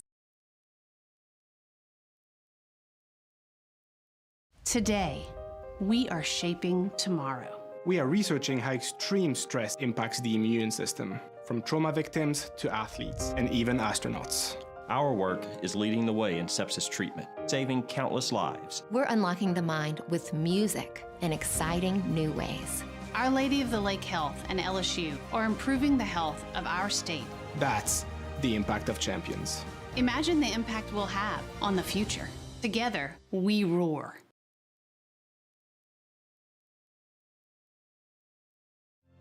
My father, J.B.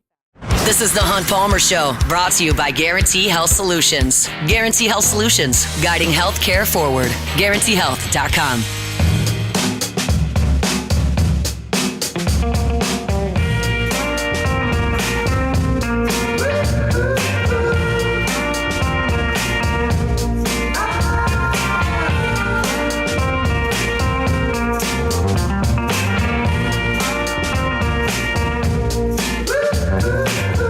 Shout out to my friends at Fabry Chevrolet GMC, online at FabryChevrolet.com. That's FabryChevrolet.com. Great time to go by and get a truck in the month of August. 2026 Chevy Silverado 1500, 0% APR financing for 5 years plus no monthly payments for 90 days, 3 months, no payments now until August 31st. And look, 2026, GMC Sierra 1500s, 2.9 APR finance for 72 months plus an additional $1,500 in allowance. That's now until August 31st. And if you're looking for a pre-owned vehicle, they've got one for any budget at Fabry Chevrolet GMC. Check out the entire inventory. It's there online at FabryChevrolet.com. That's FabryChevrolet.com. All right, let's transition over to the New Orleans Saints. Kellen Moore met with the media yesterday, and obviously the bummer news of the weekend for New Orleans is the injury to Dylan Radins, who tore his ACL. He will miss the season. This was Kellen Moore speaking about the injury. Dylan Radins, is there anything there? On who? Dylan Radins. Oh, Dylan, yes. He tore his ACL. So, bummer. That is a bummer. We talked to Ross Jackson about this in hour number one. Radins is not a Pro Bowl player, but what he does offer is experience and versatility. He can play essentially all 5 offensive line spots if he had to, and he was a key piece to what the New Orleans was doing up front last year as you were dealing with significant injuries all over the place. You had Trevor Penning, who was traded as well, so you just had a lot of holes to plug on the offensive line, and Radins obviously helped with that. He was your 6th guy, and as we know, certainly with the Saints the last couple of years, you cannot survive with 5 quality offensive linemen. They're just not going to hold up. You need depth of about 7 that you really feel like you can go to and win games with. And the Saints felt like Radunz was one of those guys. Now, obviously, you have to move on without him. And so there are some variables there, but one of them is Cesar Ruiz taking some guard reps and staying healthy. Kellen Moore talked about him. Yeah, just a couple bodies. We just figured, hey, we had a bunch of third downs as we're kind of going through the script, 2-minute third downs. Let's just get him, some guard reps there. Just kind of focus on that group and try and get some continuity going. We'll see what the Saints decide to do up front. I don't know how ready Jeremiah Wright is when he comes back from the shoulder injury to be a viable option in the NFL as a rookie who the Saints drafted as something of a project out of Auburn because he spent time on the defensive side of the ball and is not a finished product. He's just huge and physical. But they probably need to look around the NFL and see if there's another guy or two they can bring in as a veteran on the offensive front because no, Radunz doesn't take away from your depth at the starting spot, but right behind him, he was a very, very key piece, and he's no longer there. So moving forward, let's talk about the rest of the injuries that Kellen Moore updated on Sunday. Medically, Ridge had a little back, so he didn't finish practice. Pete had a little groin, didn't finish practice. Hopefully those aren't really anything. I'm trying to think. All those other guys who were out previously, obviously, were still out. Cam's got a hamstring from last Thursday, so we're collecting info on that, and we'll kind of see where that takes us. So in the collection of information stage of this thing, but we'll work through that as we go. So right now you're looking at two huge injuries, Brazee and Radunz. You've lost two guys to ACL tears. Obviously, the Brazee thing hurts you in the middle of your defensive interior. And then with Radunz, you lose out on a depth piece. I was curious what Kellen Moore's answer was going to be on this when he started talking about younger guys and some of the guys on this roster. A lot of our younger guys, they've gotten a taste of our city, our community, but they're busy in training camp. They live in a hotel a lot of times this time of year and through the off season, and so I think they start recognizing how this is different. This isn't just, to be honest, this isn't just a normal NFL team. This is different. This is a really special place. Saints are the heartbeat of the city, and it's a big deal, and you hear what Drew Brees had to say at the Hall of Fame, and then you kind of translate that over to what Kellen Moore's talking about with some of the younger players, and you realize how important playing for the Saints is to that city. It's a big deal. It's a small city, relatively speaking, when you talk about NFL terms, and the Saints mean so much, and young players figure that out pretty quickly. That's something you'll get to early in training camp. We'll continue on hearing some sound from Kellen Moore. My list of the descriptions of the bites went away. Here it comes. Now I've got it. So let's hear more from Kellen Moore talking about Jordan Tyson getting acclimated to training camp. Nice job, and I think the biggest thing is the mental side of this thing. We ask these guys to do more a lot of times, in the NFL. That's just natural, and so for their preparation, I think is huge credit to them, credit to Dub and Kyle Valero and those guys, getting those guys ready to go each and every day. And so I think that's what I've been most impressed with. I know those guys are talented. I know I've seen the film in college. I know they're going to be able to play at this league from a physical standpoint. It's the mental part that's the challenge, and they've done a nice job. That's good to hear. Certainly something we can't know, but it sounds like Jordan Tyson has really taken to this, and the Saints need him. That you're not a wide receiver trio of Chris Olave, Devon Vele, and Kevin Austin. Name your veteran there, Mason Tipton, whatever. That's just not enough. You need him to elevate to be a high-level player for the Saints wide receiver core on paper to be a competitive with the best teams in the NFL. You're just not. Chris Olave is not a surefire number one Pro Bowler. Devon Vele is not a number two. And then the guys that I mentioned on the back end, those guys are not, threes. I was curious to see what Jalen Polk would offer, and then he retires. But if you all of a sudden have Tyson as a 1 or a 2, and Vele becomes a 3, with Olave being the two-headed monster up there with Tyson, that's representative of a real NFL wide receiving core, and they need him to come along quickly and make that happen. So it's good to hear that he's taking things well mentally, and we know the physical skill set is really, really good. Just got to keep him healthy, and that's something that he hasn't done a great job of the last couple of years, but we'll see how training camp progresses. Last one here, news of the weekend, and I've talked about it a little bit on Friday, is Deion Jones coming into Saints camp, veteran in the league from New Orleans, LSU Tiger, and Moore talked about the expectations for him. being on the same page. I think he understands the expectations here and what this place is all about. And so I think it's an added bonus. I don't think we're signing him just because he is local, as much as we love that. We got to get good football players in, and that's most importantly what he is first and foremost. True. You're not just giving charity out here. You wanted Tyrann Mathieu to come back to New Orleans because he's good safety. You brought in Jarvis Landry at the end of his career because he's a really productive receiver. And in this instance, it's not a homecoming for Deion Jones. You're trying to bring him in and see if he can compete and guide some young players while trying to better the Saints on the field. So we'll see just how much he plays. You understand, we talked about on Friday, they've got Pete Werner, they've got Caden Ellis, who they paid a good amount of money for. You've got Danny Stutzman, Isaiah Stalbert's played a good bit. Like, you've got some guys at linebacker, but Deion Jones is a real pro, and maybe he helps you a little bit on special teams. Maybe he helps you in film study in the locker room. Maybe he helps some of those guys learn how to be a pro, and maybe he comes in and helps you on Sundays. But it's something we'll see as the weeks progress. It's a low risk signing because I'm confident that's going to be on a pretty cheap deal, and maybe he can make it pay off here in New Orleans. Deion Jones, the newest member of the New Orleans Saints. That's kind of the news of the day with the Saints. You want to read about New Orleans, you can. Ross Jackson doing a great job over at LouisianaSports.net. Everything is for free. Nobody, and I mean nobody, writes up a practice report like Ross Jackson. The guy, the level of detail that he is able to go into after getting off of those practices is really remarkable. So if you want your Saints fix, you want your news from the Saints training camp, even as they do those joint practices later on with Jacksonville and certainly playing the preseason coming up this weekend, Ross Jackson's all over it for LouisianaSports.net. You can read those for free. My Saints content is available for you wherever you find your podcasts at Hunt on Saints. That's Hunt on Saints. Monday show is brought to you by Guarantee Health Solutions. They're online at guaranteehealth.com, guaranteehealth.com. Let's get back to LSU. Some more things I saw on the practice field this morning. We'll get to that next. The Hunt Palmer Show. One Bath and Closets. OneBathAndClosets.com is the website. David Duvall and his team, 30 years redesigning and remodeling bathrooms and closets. Doesn't have to be just a huge project that's invasive and time-consuming and really expensive. It doesn't have to be like that. It can be a tub-to-shower conversion, something easy. David Duvall and his team do that all the time. If you've got one of those 90s-style jacuzzis that doesn't work anymore or you never use, how much space is that taking up? Get rid of it. Put in a glass walk-in shower. Changes the aesthetic of your bathroom, changes the functionality, more properly uses your space, adds some value to your home. It's a no-brainer, and it can be done in 3 to 5 days way more often than not. It's a tub-to-shower conversion. It could change your bathroom. It's all there at One Bath and Closets. Get that free consultation. Looking for financing? They've got it. 0% up to 18 months. It's One Bath and Closets. You can find them online at onebathandclosets.com.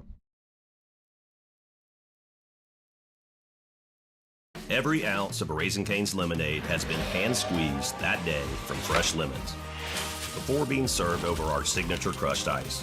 Because when you make it right, you can taste it in every bite. Raising Cane's Chicken Fingers. One love.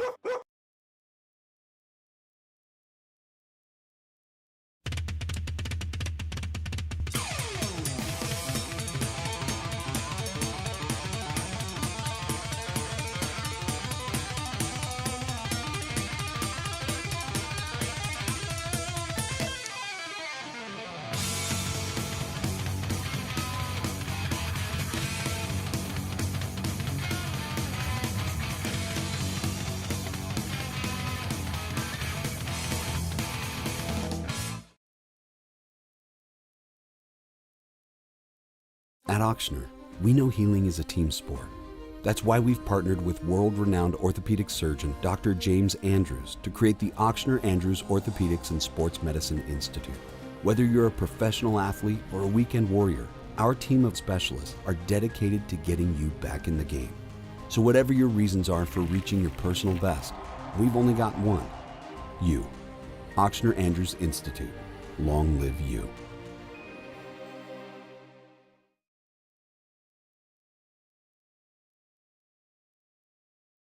After a decade of working in private duty nursing, I know how hard it can be to find compassionate care for the ones that you love the most. So I started Decision Critical, a premier concierge nursing agency, so we can take care of you wherever you are. Our highly skilled nurses provide exceptional care from the comfort of your own home with personalized packages for short-term, long-term, or even around-the-clock care. Visit us at decisioncriticalbr.com and give us a call today to get started.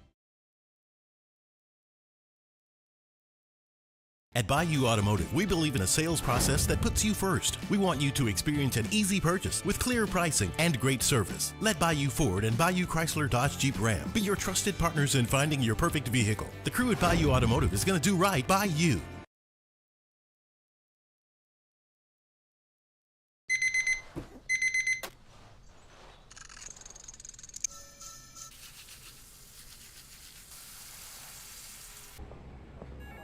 Sometimes you ignore the signs, even when they're right in front of you. Problem gambling isn't always easy to spot. Know the signs. Set your limit. Learn more about healthy gambling habits by visiting us online or text or call for free confidential help now.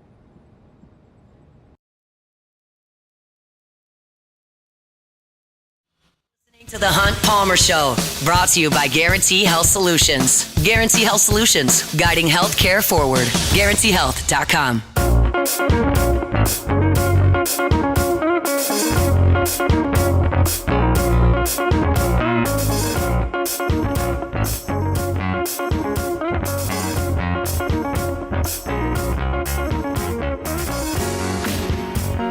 Guarantee Health Solutions brings you our Monday shows online at GuaranteeHealth.com, GuaranteeHealth.com. I want to take this segment and just talk a little bit about LSU's wide receivers. I've watched them a good bit over the course of the first week of fall camp, and every time I watch, I think like I don't have a great handle on this. I know the strategy. Lane Kiffin, instead of going to get Cam Coleman and spending a ton of money on the Auburn transfer that ended up at Texas Tech, or Texas, sorry, they spread the funds out and went and got depth. And you've got 11, 12 new wide receivers that are on campus with Phillip Wright, who's the only holdover from last year. And I have an opinion on who I think is running at the top of the depth chart, but I don't know how confident I am in it.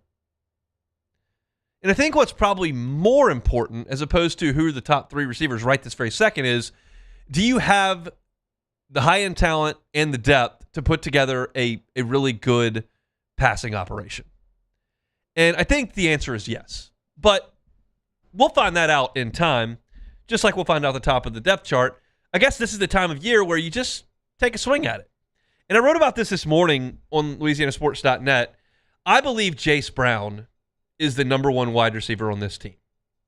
I think Trey'Dez Green is probably the number one third down and red zone target. But at wide receiver, I think Jace Brown is atop the list.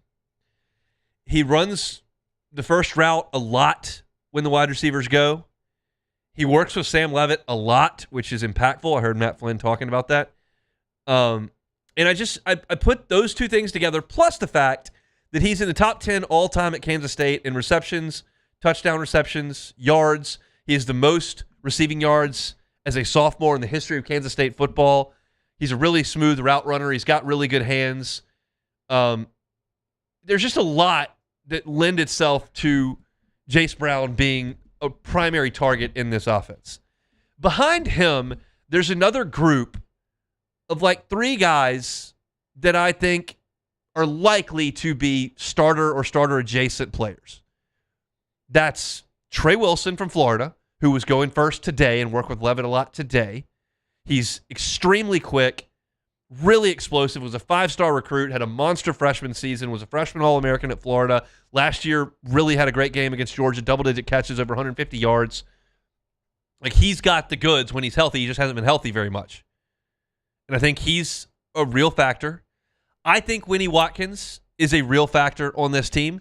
I haven't seen as much of him in fall camp. He was very present in spring football when we were able to watch more. We watched a lot of 7-on-7. We watched a lot of 11-on-11 in the spring, and Winnie Watkins did make some big plays. I think I would put him in that group. And then Jackson Harris is the other one. He's closer to like 6'4", from Hawaii, had big numbers in terms of yards per catch, over 17 yards per catch last year for Hawaii. He's a guy that fits the profile that Lane Kiffin was looking for. He's got a big body and a big frame, and he makes big plays. He gets down the field and can run away from some people with his speed. So that's, to me, the main group. And then there's a group like right behind them, and that includes Trey Brown, who was at Old Dominion last year, who Ohio State wanted. That includes Malik Elzy, who did not do a lot at Illinois, but is 6'3" and put together. He's as strong a wide receiver as LSU has. I would put Roman Mothershed in this group. He comes from Troy. He's like 6'5", which is a dimension that none of the other wide receivers offer. Trey Dez does, but none of the other wide receivers offer the size that you see from Roman Mothershed. Jackson Harris to an extent, but really it's more Mothershed. You got Philip Wright, who is so fast. I mean, game-changing fast.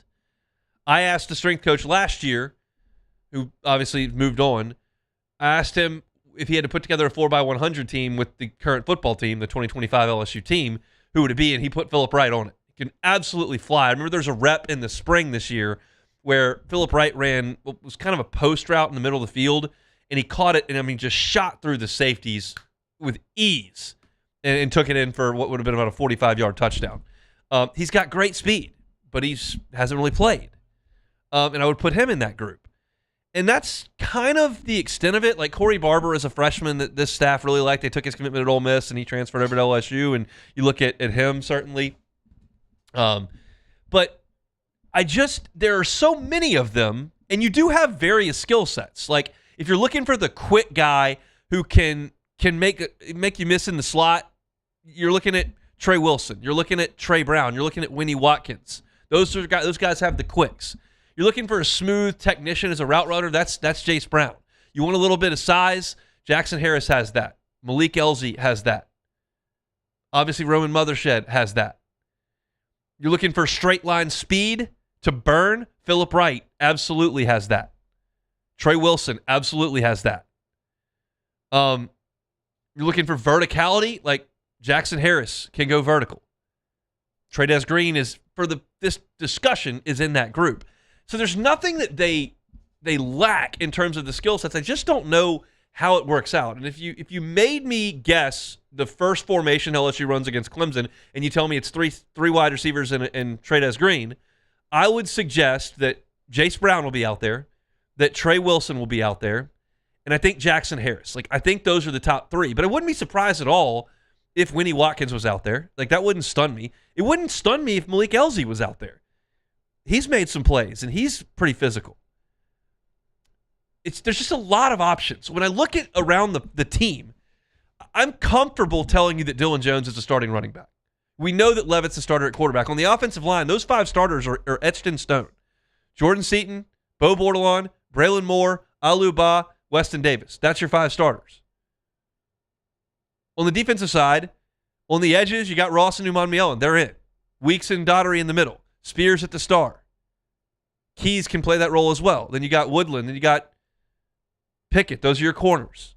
And then at safety, you got Benefield, you got Cooley, and maybe Jace Thomas. But like, there is no position on the field other than maybe defensive tackle where 2 freshmen might be out there that you have the options and what appears to be such a lack of separation between so many options at a spot. So I don't know who the top 3 are, and I don't know how many guys get significant reps. You're not going to play 9 wide receivers. You're not sending 9 guys out there liberally substituting. You're not making shift changes and line changes. And so who ultimately becomes a force on this team, because they're going to be good throwing the ball, remains to be seen, and that's maybe the most fascinating position on the entire roster to me. And I don't say that as a concern. I say that as with comfortability, with confidence, that they're going to be good at wide receiver. I just don't know who it is. And every day we go out there and I watch these guys run routes, and I never leave going, yeah, I got this figured out. I just don't. Now, we don't see a ton, and if we saw more 11 on 11, which more would be one play of 11 on 11, we haven't seen any of that to this point, then we'd have an idea. But they were rotating pretty liberally in the spring, and all those guys are still out there in the fall. So if you told me Winnie Watkins was the second leading receiver on this team, I would buy it. If you told me Trey Wilson had a monster final season in college, former 5-star recruit, former Florida Gator, I would buy it. Jace Brown's going to play, but I don't know about Trey Brown. I don't know about Malik Elzy. I don't know about Philip Wright. I'm intrigued, but I don't know. It's so open at this point, and that to an extent is good to have depth, but you want to get guys acclimated, and we watch, Levitt throw every morning when we go out there, and it's usually a different cast of characters. Jace Brown is generally involved, but today Trey Wilson went through first.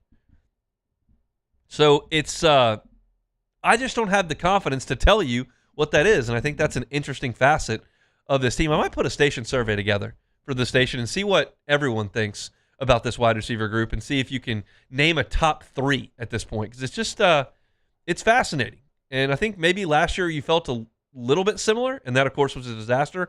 I don't think this is. I think this is competition that could ultimately do the iron sharpens iron thing and get you another some guys who elevate themselves from what they previously were. But it's interesting. We'll keep writing about it. We'll keep talking about it, and we'll get our answer when LSU and Clemson face off less than 3 weeks from inside Tiger Stadium. Our Monday shows every single week are brought to you by Guarantee Health Solutions. Rachel Fricke and her team are just awesome, and they're doing great, great things with Guarantee Health Solutions. It's a national healthcare growth and experience transformation company based right here in Baton Rouge. It's not a traditional consulting firm. They partner as basically a fractional C-suite, meaning they become your executive team before you hire one. If you want to align your strategy, your operations, marketing, patient and team experience into one single model, that's where Guarantee Health Solutions comes in. What makes them different is they're not a vendor. They become one with their partners. They protect the integrity of your brand, your business, the patients, the team members. In most firms, you get your report and then they're gone. No, not Guarantee Health Solutions. They stay, they implement, and they own the outcome, which is a positive one if you bring them into your operation. They help with your Net Promoter Score, help build your brand awareness, help with your digital marketing, help with your digital footprint, including your website. They've got 40-plus years of healthcare leadership experience, manage 23 health system partnerships, manage over 1 million patient visits every single year. It's Guarantee Health Solutions. You can find them online at guaranteehealth.com. That's guaranteehealth.com. All right, we're heading towards the finish line here on this Monday edition of the Hunt Palmer Show. Been a busy one. Talked to Ross Jackson, hour number 1. Had a lot of Saints and LSU discussion over the course of the hour and 40 or so minutes. So let's come back with us and close it down next. The Hunt Palmer Show. Highland Insurance Group, HighlandIG.com. That's HighlandIG.com. Jonathan Carbo and his team, they can help you with group and employee benefits. They absolutely can. Just have that conversation. I know that a lot of folks have had rough renewals over the last couple of years. I know you're probably dreading your next one in terms of your health care for your employees and their vision, dental, the whole deal. I can't promise you they're going to cut 20% off your costs, I guarantee, at Highland Insurance Group. What I can tell you is they'll have a conversation, and they're an independent broker, which means they have contracts with different carriers, and they have had success alleviating some of that pain on the bottom line for your group and employee benefits. So contact Jonathan Carbo and his team at the Highland Insurance Group. Say, hey, I heard Hunt talk about you, and I'd love to chat with you about benefits. Ours are just becoming exorbitantly expensive, and we can't sustain this. And the Highland Insurance Group will see what they can do to help you with that. It's the Highland Insurance Group. Find them online at HighlandIG.com. HighlandIG.com.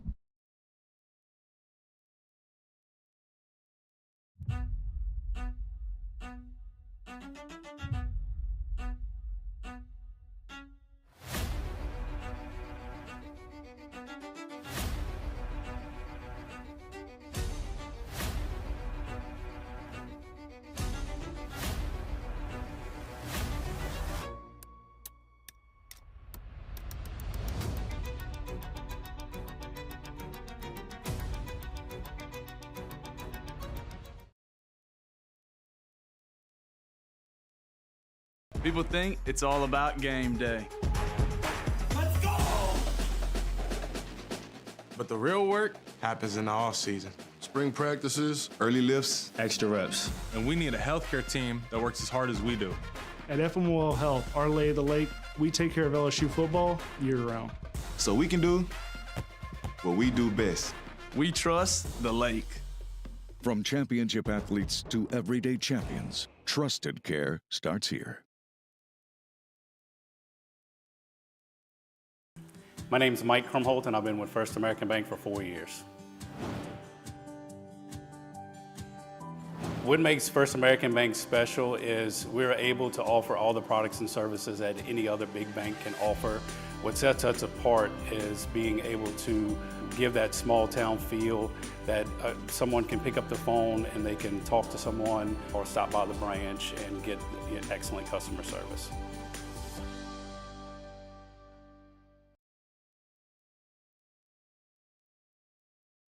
Investing in a new roof doesn't have to be overwhelming. At Pelican Roofing, we offer 0 interest for 21 months because everyone deserves a safe, secure home. Trusted, local, affordable. Pelican Roofing, making quality roofing affordable for South Louisiana families. People ask why I chose to partner with Parrish. The answer is simple: trust. Whether you're choosing teammates, business partners, or the people working on your home or business, choose a company you know and trust. Visit parrishbuilt.com.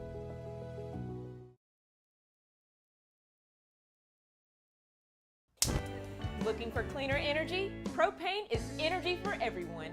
And when you're cooking with clean, affordable propane, you're cooking with gas. In the wintertime, nothing heats a home like Louisiana propane. And when you need hot water, propane's got you covered.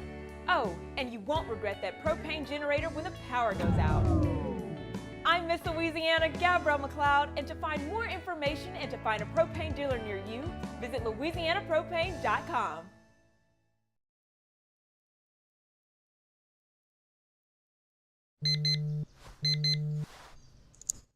This is the Hunt Palmer Show, brought to you by Guarantee Health Solutions. Guarantee Health Solutions, guiding healthcare forward. GuaranteeHealth.com.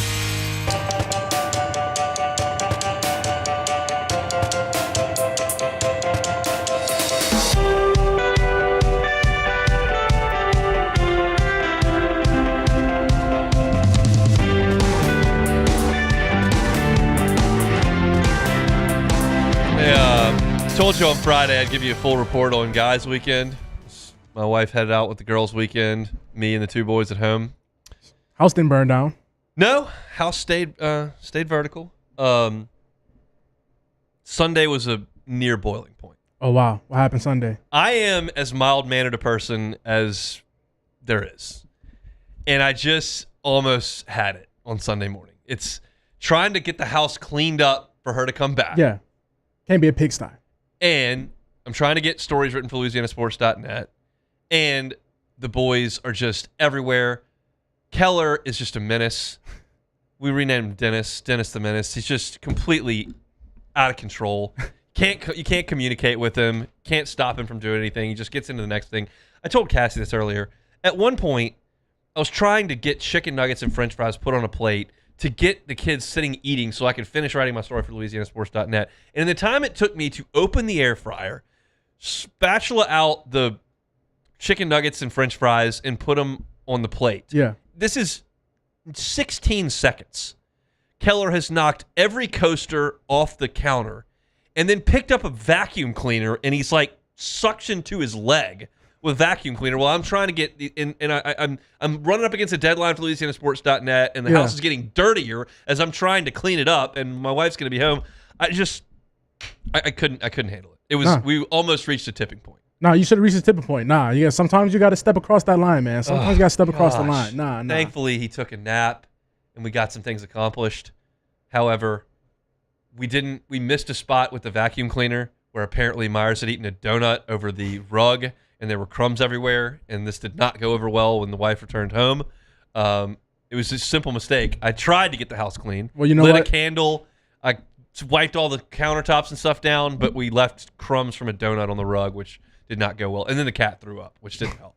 Well, you know what, Hunt? I might not be the most foxhole guy because I'm throwing him under the bus. Section come home like, look, man, I tried. That's his and then donut. I got Myers running around going, "Oh, here's a crumb. Here's a crumb." No, on me. nah. I needed to throw him under. I'm throwing him under the bus. No, you snitching on me. We're supposed to be a team. Nah, he is a tattletale machine. Yeah, right. We're supposed to be together. We're supposed to be in this together. See, I can't wait for them to get older and they realize y'all are actually a team. You know, it's actually the boys. I looked over at one point and I'd forgotten to put the fastener on the cabinet, and Keller reached in and knocked like 7 Tupperwares out on the ground. Thank God it wasn't glass. Oh, my goodness. It's not. But it's just one thing after another. Like, go play with a toy. Yeah. Stop knocking everything on the floor. This is trying like to write. Well, I don't even know what I was writing about at that point. I was he's just trying writing. to get something you on the just got to page. get something down. Jeez, let me look at the. By the way, the poll that we talked about at the end of hour number 1. Yeah. With the LSU and the Saints, the playoffs. LSU 67, Saints 33. I just think that's nuts. For those that missed it, I asked a simple question: who has a better chance to make the playoffs this year, LSU or the Saints? And LSU is just the overwhelming choice, which I think is nuts. Absolutely nuts. I mean, you're telling me that there's a better chance that that LSU goes 10-2 than the Saints go 9-8. Yeah, I don't see it at all, honestly. But I think, again, we might be a little too close. But then they might be a little too close to LSU, too, at the same time. I think that's the plan. I think it's just a bunch of LSU homers just hammering away, thinking LSU's going to be in the playoff. We'll see. Take it or leave it. Take it or leave it. Take it or leave it. Today's hottest stories in sports, news, and sometimes even Hunt's life. The question is, will he take them or leave them? All right, so everybody's favorite number 1 pick, Benjamin Simmons, free agent forward, is expected to be a full participant with 0 restrictions at the minicamp for the Australian men's basketball team beginning Monday in Melbourne. Simmons, 30, didn't play in the 2025-2026 season in the NBA, and he hopes of fully recovering from his back injuries and making an NBA comeback. So, Ben Simmons, NBA comeback. Take it or leave it. I'm leaving that. I thought he was a fisherman. He was a fisherman. He actually won a championship fishing, so he's just on a whole different. The championship? Yeah, like I guess he caught the biggest fish. He's on a fishing team. When was the last time you went fishing? Man, Hunt, honestly, I've been actually trying to force people to bring me fishing. Like, I want to go fishing so bad. So I went fishing one time when I was like 8 years old with my grandpa. And I watch all these fishing videos. I'm the YouTube fisherman. That's me. Like, I'm like watching how new reels and all this, how to become a fisherman. You fishing with a bobber? Like a bobber I've tried. on there? So my problem is I'm scared to take the fish off the hook. So to actually catch the fish, I can't take them off the hook. So that's the problem. Extreme problem. I'll tell you this. I worked at a summer camp one summer, and we were counselor for like kids between 5 and 10. Yeah. And every day you got to the camp and you got whatever you were in supervising that day. Okay. So sometimes you had basketball, sometimes you had like rock climbing, sometimes you had baseball. Yeah, a little activity. There were 2 you wanted to make sure you did not have that day. 1, fishing. You got a bunch of 6-year-olds with hooks trying to throw things everywhere. There's like 8 of them. That's just it's an injury waiting to happen. The other was golf because they all get the golf clubs and they're hacking swinging around. It, yeah. They're not paying attention to anything. You got basketball. You got baseball. It's a good day. That's a great day. You got fishing. It's a nightmare. And I still remember that was the summer of 2006 at Rock Solid Sports Camp in Shreveport. Fishing, not where you want to be with the 5-year-olds. Man, look, So shout out Ben Simmons. Take me fishing, Ben. If you're hearing this, Ben Simmons actually listening right now. Take me fishing, Dude's please. not playing in the NBA again.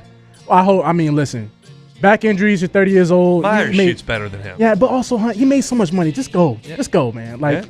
You made so much money. So Robert Morris fans are buying up the Akron season tickets in hope of winning the raffle and sabotaging the first drive. So is this a good strategy to muddy up the waters? Take it or leave it. I'll leave it. I did see an interview. You know who the head coach is at Akron? No, I don't. Joe Moorhead, former Mississippi State head coach. He was there right after Dan Mullen left.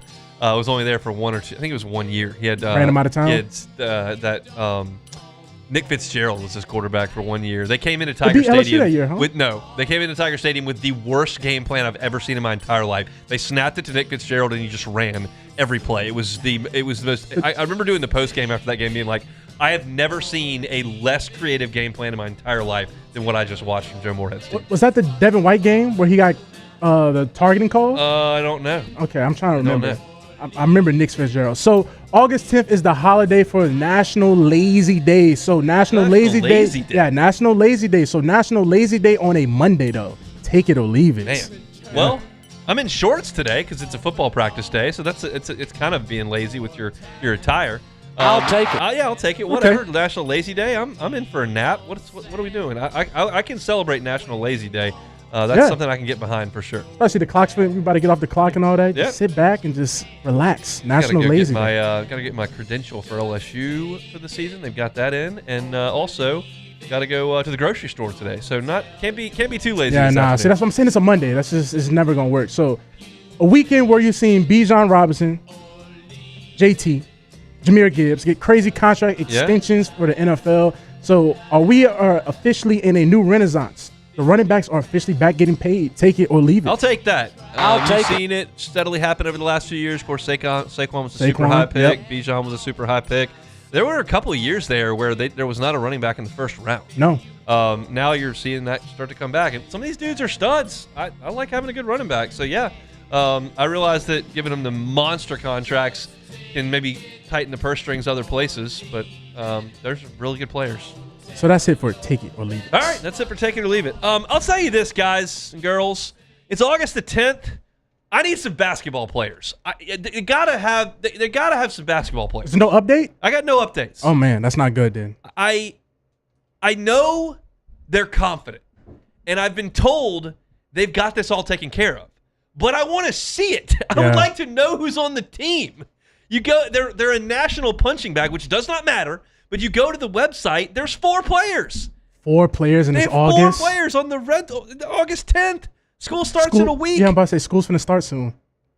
I need some players. Again, I'm not suggesting Will Wade's going to go into the season with 4 dudes. They got to have something figured out. I just would like to know about it. Why is it taking so long? Just be confident. Just be confident that they are there. I need a basketball team, okay? We need some more players. So RJ Luis, I've seen he's here. I know he's here. Yeah, he's here. I don't know anything about it. I've been told that Saliu Niang is in town. Okay. I heard that. But I don't see anything. I need to see stuff. I need a basketball team. I don't know why it's taking so long. But here we are, just kind of wading through it. I didn't mean to use that pun, but there you are. We'll see. As we do learn about it, I'll update you. But to this point, we got very little. So we'll, I guess, keep our focus on football. Maybe we'll get a basketball team. All right, that's it for our Monday edition. We're brought to you by Guarantee Health Solutions. If you missed any of the show, we heard sound from Kellen Moore, sound from Sam Levitt, sound from Lane Kiffin, sound from a lot of people. You can check that out. Hunt on LSU is where you can find all of our LSU content. Hunt on Saints, where you can find all of our Saints content. And really appreciate y'all for checking us out at LouisianaSports.net. LSU practice report is up there. Saints practice reports when they have them. Ross Jackson's all over those. So appreciate y'all for making LouisianaSports.net part of your day. You didn't see over the weekend, unfortunately, Matt Moscona had a little medical procedure done, so he is out today. Should be back tomorrow. Matt Musso is going to drive you home next on AFR. We're back tomorrow, same time, same place. That'll be a Tuesday edition. Hunt Palmer Show. The Hunt Palmer Show. Lifetime Roofing, LifetimeRoofingLA.com. LifetimeRoofingLA.com is that website. Look, Baton Rouge-based company that services the entire state of Louisiana as well as Houston over in Texas. If you feel like, based on some of the rain over the weekend, maybe that you have some roof damage and like Lifetime Roofing to check it out, they can. They'll go up there. If they need to repair it, they can do a repair. If you need to just fortification, need a tune-up for that roof, they can do that as well. And if you need a new roof, Lifetime Roofing can absolutely help you out with that. And what they can do when they put that new roof on your home is they can give you a lifetime workmanship warranty that not only backs the workmanship, but it also backs the materials, which are backed by Certainteed, one of the most trusted names in building materials. If you're looking for financing options, they've got them 0% for 18 months at Lifetime Roofing. This part of the world, this time of year, roofs are important. Take yours seriously and trust my friends at Lifetime Roofing. You can find them online at lifetimeroofingla.com. It's Lifetime Roofing. They're online at lifetimeroofingla.com.